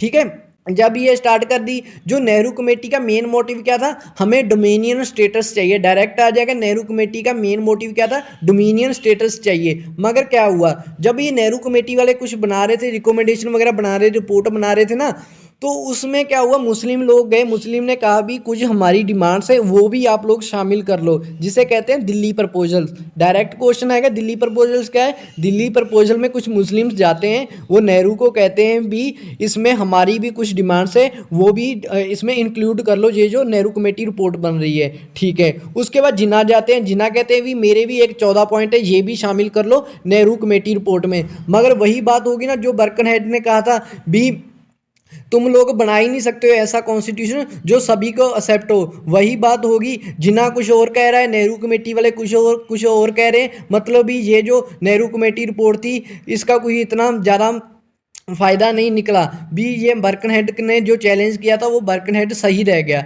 ठीक है, अब इसके बाद क्या होता है, देखो यार, जब 1928 में डोमिनियन स्टेटस की मांग की, मोतीलाल नेहरू ने कहा भी हमें डोमिनियन स्टेटस चाहिए। इसी टाइम के ऊपर दो बंदे थे मेन, एक का नाम था जवाहरलाल नेहरू, एक था सुभाष चंद्र बोस। उन्होंने कहा सर ये कौन सी बात कर रहे हो, नेहरू जी को कह रहे हैं, मोतीलाल नेहरू को कह रहे हैं भी ये कौन सी बात कह रहे हो, हमें डोमिनियन स्टेटस नहीं चाहिए, हमें तो कंप्लीट इंडिपेंडेंस चाहिए। डोमिनियन स्टेटस का मतलब क्या है, डोमिनियन स्टेटस का मतलब है अंग्रेज भारत छोड़कर नहीं जाएंगे, मगर जो काम काज है यानी कि एडमिनिस्ट्रेशन का काम है वो कौन करेगा, इंडियंस करेंगे। ये होता है डोमिनियन स्टेटस। मगर जो दो बंदे बताए हैं, जवाहरलाल नेहरू और सुभाष चंद्र बोस, कहते हैं सर हमें डोमिनियन स्टेटस नहीं, हमें तो पूर्ण स्वराज चाहिए। जब ये मोतीलाल नेहरू रिपोर्ट बना रहा था, मोतीलाल नेहरू ने कहा रुक जाओ, तुम लोगों को 1 साल मिल रहा है, 1 साल हम वेट करते हैं। ठीक है, गांधी जी भी थे तो कह रहे हैं भी हम 1 साल के लिए वेट करते हैं, अगर हमें डोमिनियन स्टेटस दे दिया तो ठीक है, अगर नहीं दिया तो हम 1 साल बाद क्या करेंगे, फिर पूर्ण स्वराज ही मांगेंगे, फिर हम डोमिनियन स्टेटस में नहीं मांगेंगे। तो इससे क्या हो गया, जो हमारे जो जवाहरलाल नेहरू था, सुभाष चंद्र बोस थे, वो एक बार के लिए चुप हो गए 1 साल के लिए। ठीक है, अब क्या बनता है, अब 1929 का टाइम आ गया, यानी कि 1 साल हो चुका है उस बात को। अब क्या कह रहे हैं, जवाहरलाल नेहरू कह रहा है भी इन्होंने हमें डोमिनियन स्टेटस तो नहीं दिया है, तो हमने कहा था भी 1 साल बाद फिर हम क्या मांगेंगे, पूर्ण स्वराज। बस फिर ऐसे ही होता है, लाहौर सेशन होता है कांग्रेस का, कब, दिसंबर 1929 में। ठीक है, इसमें जवाहरलाल नेहरू कह देते हैं भी हमें क्या चाहिए, पूर्ण स्वराज चाहिए। ठीक है, ये डायरेक्ट क्वेश्चन आएगा, पूर्ण स्वराज कब मांगा गया और किसके द्वारा मांगा गया और कहाँ पर मांगा गया। लाहौर सेशन था, दिसंबर 1929 का था, जवाहरलाल नेहरू मांग रहे हैं पूर्ण स्वराज। इसी में एक बात और कहेगी, जवाहरलाल नेहरू ने कहा था जब भी 26 जनवरी आया करेगी, उस 26 जनवरी को हम हमारा इंडिपेंडेंस डे मनाया करेंगे। इसलिए जब भी 26 जनवरी, इसलिए पता क्या हुआ था, जो हमारा कॉन्स्टिट्यूशन था वो नवंबर 1949 में बन गया था, नवंबर 1949 में बन गया। पर क्या हुआ, तो हम तो जो हमारा आज़ादी का दिन था 26 जनवरी को मना रहे थे, और हमें आज़ादी 15 अगस्त को मिली है। बस इसी डेट को 26 जनवरी को याद रखने के लिए हम लोगों ने जो हमारा कॉन्स्टिट्यूशन लागू किया है वो कब लागू किया, 26 जनवरी को लागू किया है। अदरवाइज हम हमारा कॉन्स्टिट्यूशन नवंबर 1949 में भी लागू कर सकते थे। ठीक है, ये बात याद रखना। उसके बाद देखो क्या होता है, जब ये इन्होंने कह दिया भी हमें पूर्ण स्वराज चाहिए, ये लाहौर सेशन हो गया है। उसके बाद फिर गांधी जी आ गए। गांधी जी कह रहे हैं चलो फिर मैं डांडी मार्च करता हूँ, यानी कि सॉल्ट सत्याग्रह करता हूँ, यानी कि सिविल डिसओबीडियंस मूवमेंट, यानी कि सीडीएम स्टार्ट हो चुकी है। अब सिविल डिसओबीडियंस मूवमेंट स्टार्ट हो गई है। गांधी जी अपने साथ 78 बंदों को मिला लेते हैं, यानी कि 78 फॉलोअर्स होते हैं गांधी जी के। वो साबरमती आश्रम से गांधी जी के साथ चलते हैं कहाँ, डांडी विलेज की ओर। कब से कब, 12 मार्च से अप्रैल 5 के बीच बीच चलते हैं। वो वहाँ पर जाते हैं, वहाँ पर जाकर क्या कहते हैं, जो सॉल्ट लॉ है उसको ब्रो कर देते हैं, यानी कि जो नमक बनाने का कानून था उसको ब्रो कर देते हैं, वहाँ पर जाकर नमक बनाते हैं। इससे सिविल डिसओबीडियंस मूवमेंट स्टार्ट हो जाती है। ठीक है, उसके बाद देखो हमने देखा क्या हुआ। पहले तो साइमन कमीशन ने क्या भी मैं बताऊंगा कुछ रिफॉर्म करने हैं। ठीक है, साइमन कमीशन की कोई सुन नहीं रहा था क्योंकि देश में वो रहे प्रोटेस्ट हो रहे थे। उसके बाद ये जो सेक्रेटरी था बर्कनहेड, इसने कह दिया चल तुम लोग खुद बना लो, हम वालों से खुद भी नहीं बना। ठीक है, उसके बाद क्या हुआ, साइमन कमीशन ने अपनी रिपोर्ट दे दी। जब साइमन कमीशन ने अपनी रिपोर्ट दे दी तो इस जो भी साइमन कमीशन ने अपनी रिपोर्ट में कहा था उसके ऊपर डिस्कस करनी थी। उस डिस्कस को करने के लिए राउंड टेबल कॉन्फ्रेंस हुई। राउंड टेबल कॉन्फ्रेंस कहाँ होती है, ब्रिटेन में होती है। ठीक है, अब राउंड टेबल कॉन्फ्रेंस का मेन एजेंडा क्या है, मेन एजेंडा ये, एक तो साइमन कमीशन ने जो रिपोर्ट बनाकर दी है उसको डिस्कस करना है, एक इंडिया के लिए क्या क्या रिफॉर्म करने हैं वो डिस्कस करना है। किसका मेन एजेंडा है, राउंड टेबल कॉन्फ्रेंस का। जो पहली राउंड टेबल कॉन्फ्रेंस होती है इसकी तारीख पता होनी चाहिए, 12 नवंबर 1930 में हो रही है। कांग्रेस बॉयकॉट कर देती है क्योंकि कांग्रेस तो सिविल डिसोबीडियंस मूवमेंट कर रही है। कांग्रेस कह रही है हम राउंड टेबल कॉन्फ्रेंस को अटेंड नहीं करेंगे। ठीक है, उसके बाद क्या होता है, जब इतनी बड़ी पार्टी राउंड टेबल कॉन्फ्रेंस को अटेंड नहीं कर रही है तो अंग्रेजों ने कहा भी हमारा कोई हमारा कोई मोटिव ही नहीं है फिर ये कॉन्स्टिट्यूशन रिफॉर्म करने का। इसी तरह से कांग्रेस को हम लेकर आए राउंड टेबल कॉन्फ्रेंस में। तो फिर क्या हुआ, गांधी के साथ इरविन बात करते हैं। गांधी इरविन पैक्ट यानी कि दिल्ली पैक्ट में ऐसा होता है, इरविन गांधी जी को मना लेता है भी आप लोग इधर आ जाओ, सेकंड राउंड टेबल कॉन्फ्रेंस में आ जाओ। गांधी जी मान जाते हैं, कहते हैं चल ठीक है मैं राउंड टेबल कॉन्फ्रेंस में आ रहा हूँ और इधर जो मेरी सिविल डिसोबीडियंस मूवमेंट चल रही है मैंने इसको बंद कर दिया है। मगर बदले में क्या मिलेगा, गांधी जी ने कहा भी इरविन को मैं उधर आऊँगा राउंड टेबल कॉन्फ्रेंस में, मगर मेरे को बदले में क्या मिलेगा। इरविन ने कहा पूछो मांगो क्या मांगना है। गांधी जी ने कह दिया भी मेरे जितने भी बंदे सिविल डिसओबीडियंस मूवमेंट करते हुए पकड़े गए हैं, जिन्होंने वायलेंस नहीं की है, उनको छोड़ दिया जाए। ठीक है, ये बात गांधी जी की इरविन ने मान ली और उनको छोड़ दिया गया था। मगर यहाँ पर एक केस आता है भगत सिंह का। इसी टाइम 23 मार्च 1931 को क्या हुआ था, भगत सिंह को फांसी दी जानी थी। तो कुछ बंदे कह रहे थे गांधी जी को भी जो भगत सिंह को फांसी मिलने वाली है तू इरविन को कह दे भी ये जो फांसी मिलेगी भगत सिंह को इसको कैंसिल कर दिया जाए, भगत सिंह को फांसी ना मिले। पर गांधी जी, आपको पता है गांधी जी कभी भी उस बंदे का सपोर्ट नहीं करते हैं जिसने वायलेंस की हो। इसी वजह से शायद गांधी जी ने भगत सिंह की सपोर्ट नहीं की थी, ऐसा कहा जाता है। ठीक है, आगे चलते हैं।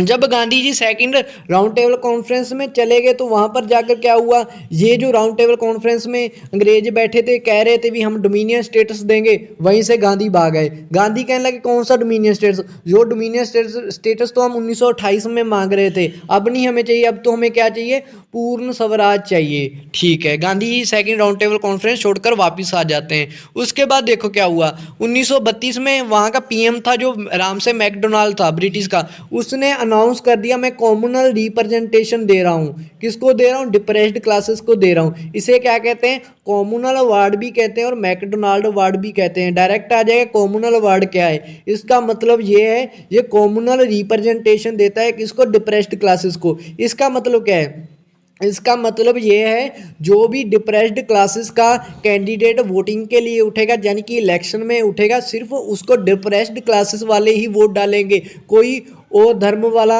इसको वोट नहीं डालेगा। जो भी डिप्रेस्ड क्लासेस का लीडर उठेगा, यानी कि डिप्रेस्ड क्लासेस का जो इलेक्शन में लीडर उठेगा उसको सिर्फ डिप्रेस्ड क्लासेस वाले ही वोट डालेंगे।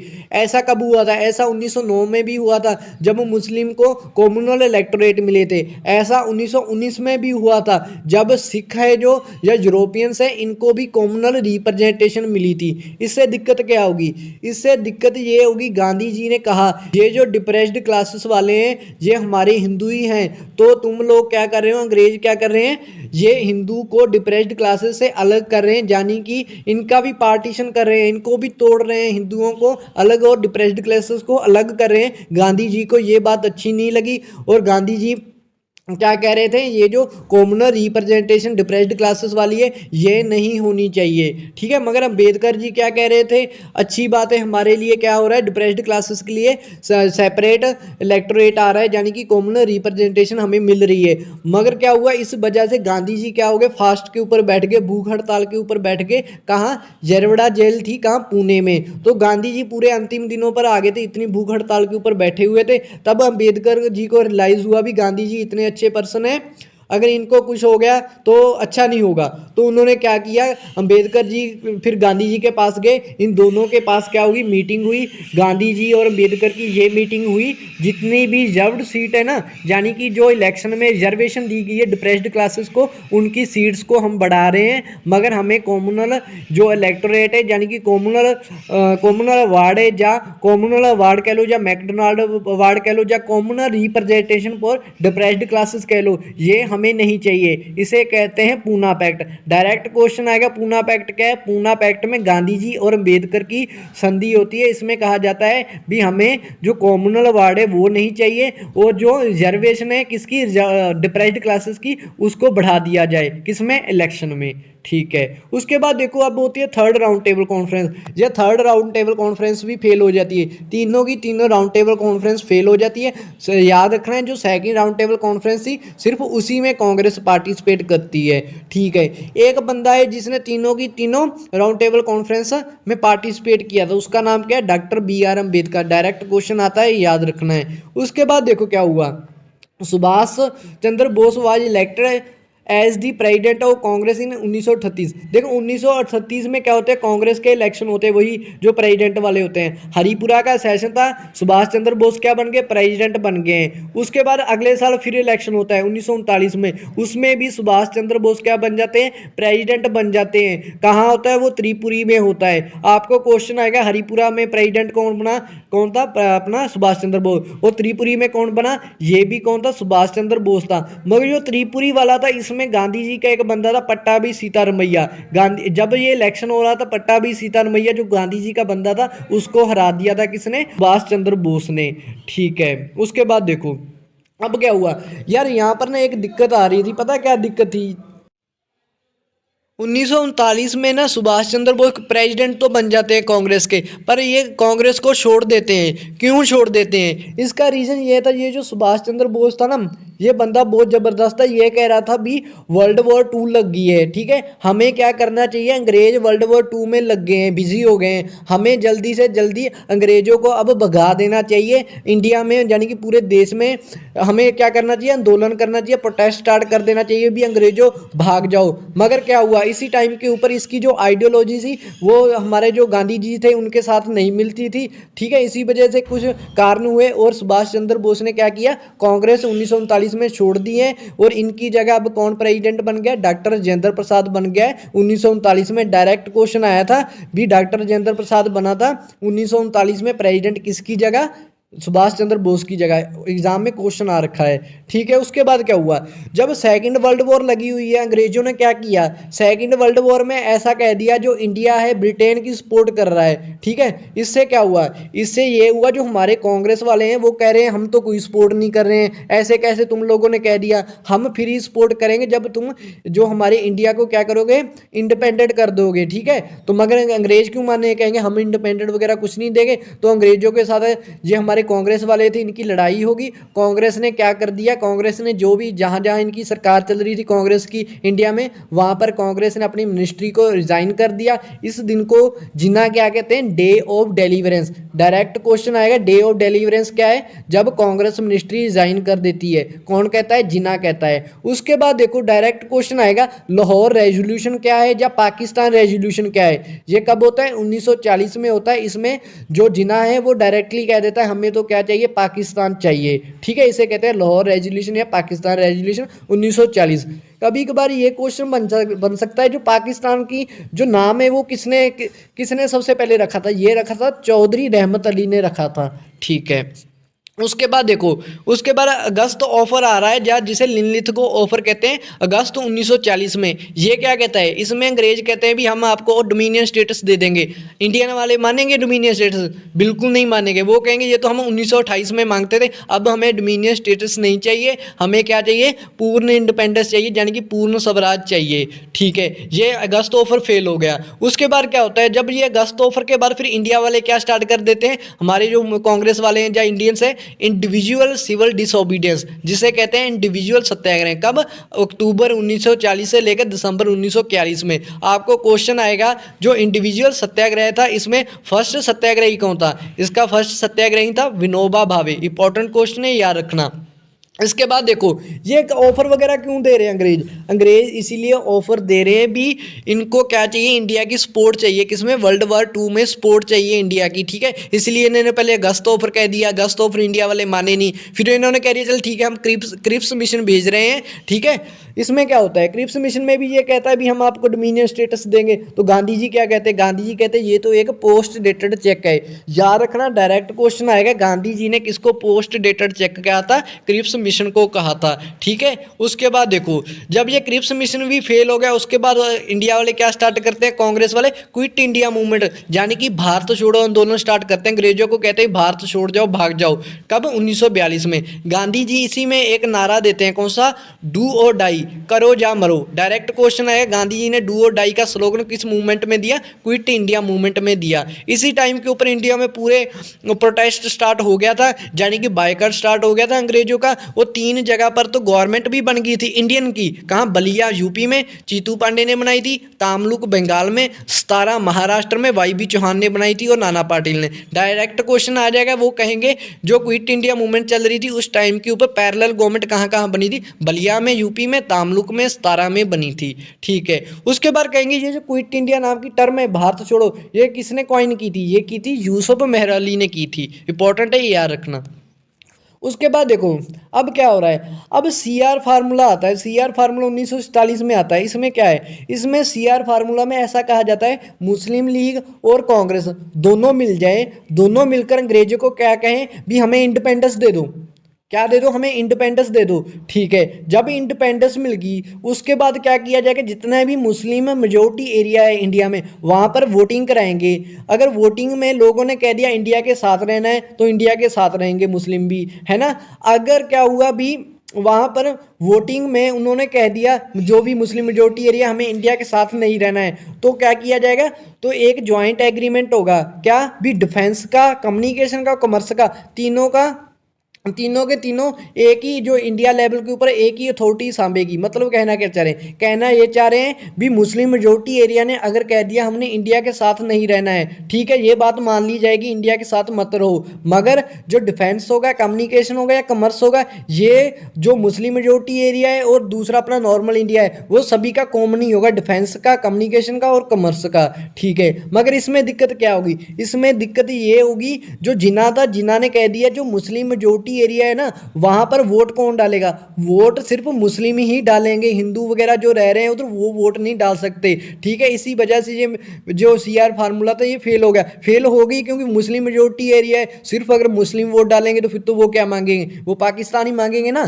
ठीक है, इसलिए सीआर फार्मूला फेल हो गया था। उसके बाद आगे चलते हैं। उसके बाद वेवल प्लेन या शिमला कॉन्फ्रेंस होती है। इसमें क्या होता है, इसमें वेवल क्या कहता है, चलो शिमला चलते हैं, किनको ले जाता है, कांग्रेस वालों को और मुस्लिम लीग वालों को। ठीक है, वहां पर क्या कहता है, ये वेवल कहता है भी ये वाइसराय है ना, कहता है जो मेरी एग्जीक्यूटिव काउंसिल है उसके हाफ बंदे तो मैं कांग्रेस से सॉरी हाफ बंदे तो मैं क्या करूंगा, भी मुस्लिम रख लूंगा, हाफ बंदे में कौन से रख लूंगा, नॉन मुस्लिम रख लूंगा। ठीक है, यानी कि हिंदू रख लूंगा। पर इसमें दिक्कत क्या होगी, इसमें दिक्कत ये होगी जो जिन्ना था, जिन्ना ने कहा जितने भी मुस्लिम रखने हैं वो मेरी पार्टी से होंगे, किससे होंगे, मुस्लिम लीग से होंगे। तो गांधी जी ने कहा, गांधी जी यानी कि कांग्रेस वालों ने कहा तो मुस्लिम तो हमारी कांग्रेस में भी है, हम हमारे से भी आएंगे मुस्लिम, बस इसी में खींचातानी होगी और वेवल प्लान भी यानी कि शिमला कॉन्फ्रेंस भी फेल होगी। इसके बाद चल रहे हैं INA ट्रायल्स नवंबर 1945, यानी कि इंडियन नेशनल आर्मी है उसके ट्रायल्स चल रहे हैं। आपको एक बार क्वेश्चन आ रखा है भी, वो कहेंगे PK सहगल हो गया, शाहनवाज खान हो गया, या गुरबख्श सिंह ढिल्लों हो गया, ये किससे रिलेटेड है, ये इंडियन नेशनल आर्मी के ट्रायल से रिलेटेड है। हो क्या रहा है देखो, आज़ाद हिंद फौज होती थी जो, जिसका नाम इंडियन नेशनल आर्मी है, किसका ब्रेन चाइल्ड था ये? मोहन सिंह का ब्रेन चाइल्ड था। यानी कि मोहन सिंह ने सोचा था भी आज़ाद हिंद फौज होनी चाहिए। बनाई किसने थी? ये रस बिहारी बोस ने बनाई थी। उसके बाद डायरेक्ट क्वेश्चन आ जाए, रीऑर्गेनाइज किसने किया था? सुभाष चंद्र बोस ने किया था। ये जो आज़ाद हिंद फौज है ना, ये जापान के साथ मिल जाती है। जापान के साथ मिलकर जो वर्ल्ड वार 2 लग रही थी ना, उसमें जापान का सपोर्ट करती है। और हमारा जो नॉर्थ ईस्ट एरिया ना, नागालैंड वाला एरिया, वहां तक ये पहुंच जाती है, अंग्रेजों के साथ फाइट करती है। लीड कौन कर रहा है? सुभाष चंद्र बोस कर रहा है। इसका मेन मोटिव क्या था? अंग्रेजों को बाहर से भगाना है। ठीक है, इसी चक्कर में क्या हुआ, इंडियन नेशनल आर्मी में क्या हुआ, सुभाष चंद्र बोस जी शहीद हो गए। और जो इंडियन नेशनल आर्मी के बंदे पकड़े गए थे, सहगल हो गया, नवाज खान हो गया, गुरबख्श ढिल्लों हो गया, इनको पुलिस ने पकड़ लिया था, यानी कि अंग्रेजों ने पकड़ लिया था। इनके कोर्ट केस वगैरह चल रहे थे, उसे कहते हैं INA ट्रायल्स। ठीक है, उसके बाद देखो अब आ रहा है कैबिनेट मिशन 1946। जो कैबिनेट मिशन के ऊपर ये क्वेश्चन बनेगा भी, जो कैबिनेट मिशन आ रहा है अंग्रेजों का, इसके कितने मेंबर थे और उनके नाम पता होने चाहिए। 3 मेंबर थे, कौन कौन से? Lord Pethick Lawrence, Stafford Cripps और अलेक्जेंडर। इंपॉर्टेंट है, तीनों के नाम पता होने चाहिए। उसके बाद भी इसका काम क्या है? कैबिनेट मिशन जो 1946 में इंडिया में आया है, इसका मेन काम क्या है? Aim was to discuss the transfer of power from British to Indian leadership. मतलब ये अब अंग्रेजों को रियलाइज हो गया है, अभी बस बहुत हो गया, इंडियंस को पावर्स इनके हाथ में दे देनी चाहिए। इसका मेन मोटिव यही था भी इंडियंस को किस तरीके से पावर दे दी जाए और हम भाग जाएं यहाँ से। ठीक है, इसलिए कैबिनेट मिशन ने कह दिया हम क्या बनाएंगे, एक कॉन्स्टिट्यूएंट असेंबली बनाएंगे, जिस कॉन्स्टिट्यूएंट असेंबली में आप बैठकर अपना क्या बना सकते हो? संविधान बना सकते हो। ठीक है, आपको क्वेश्चन आएगा, क्या कैबिनेट मिशन ने पाकिस्तान की डिमांड को मान लिया था? नहीं, पाकिस्तान की डिमांड को जो कैबिनेट मिशन था इसने नहीं माना था। Rejection of the demand for full fledged Pakistan. ठीक है, तो इसने क्या किया? कैबिनेट मिशन ने 3 भागों में बांट दिया कंट्री को। क्या, कौन कौन से? देखो पूछा जाएगा कितने भाग में बांट दिया? 3 में। देखो, एक है सेक्शन ए। सेक्शन ए में कौन कौन सी स्टेट्स आएंगी या प्रोविंस आएंगी? हिंदू मेजोरिटी वाली। जो सेक्शन बी और सी में कौन सी आएंगी? मुस्लिम मेजोरिटी वाली आएंगी। ठीक है, उसके बाद देखो जब इसने कहा था भी कॉन्स्टिट्यूएंट असेंबली होनी चाहिए, कॉन्स्टिट्यूएंट असेंबली के लिए क्या हुआ? इलेक्शन स्टार्ट हो गए। इस इलेक्शन में क्या हुआ? कांग्रेस जीत गई। जब कांग्रेस जीत गई, मुस्लिम लीग हार गई, तो मुस्लिम लीग को गुस्सा आ गया। मुस्लिम लीग ने क्या कह दिया?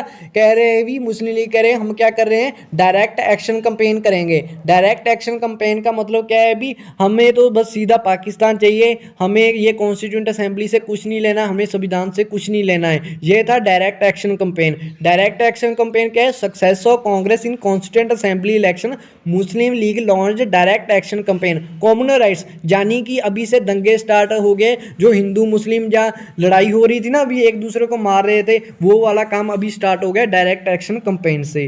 ठीक है, इसके बाद क्या होता है? सितंबर 2 1946 में जो कांग्रेस ने इलेक्शन जीते हैं, तो इससे ये अपनी एक गवर्नमेंट बना रहे थे, जिसे कहते हैं इंटीरियम गवर्नमेंट। ठीक है, अब जो कॉन्स्टिट्यूएंट असेंबली की बात की थी किसने?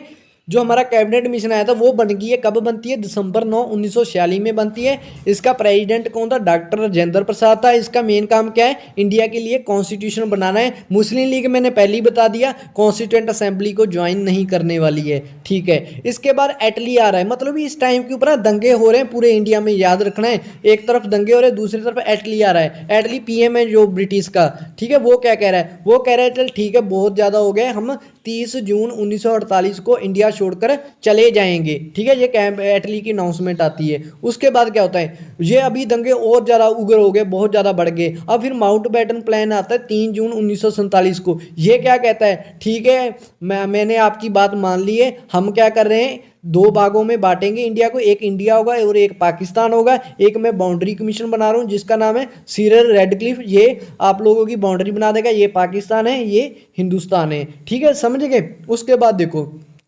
फिर आता है इंडियन इंडिपेंडेंस एक्ट 1947। इसमें क्या कह दिया जाता है भी, हम इंडिया को एक इंडिपेंडेंट नेशन और सॉवरेन स्टेट डिक्लेयर कर रहे हैं। इसी के साथ हमारी इंडिया को आज़ादी मिल जाती है और हमारी मॉडर्न हिस्ट्री पूरी कवर हो गई है। अगर आप लोगों ने और भी अच्छे से करनी है ना, एक ये मैंने ना आप अपने चैनल के ऊपर ये देखना प्लेलिस्ट बनी हुई है। प्लेलिस्ट में एक कांग्रेस के इंपॉर्टेंट सेशन की अलग वीडियो है, एक आधुनिक भारत के टॉप 100 प्रश्न है। ये दोनों वीडियो आपने देखनी है, आपको सारी की सारी जो मॉडर्न हिस्ट्री है उंगलियों पर हो जाएगी।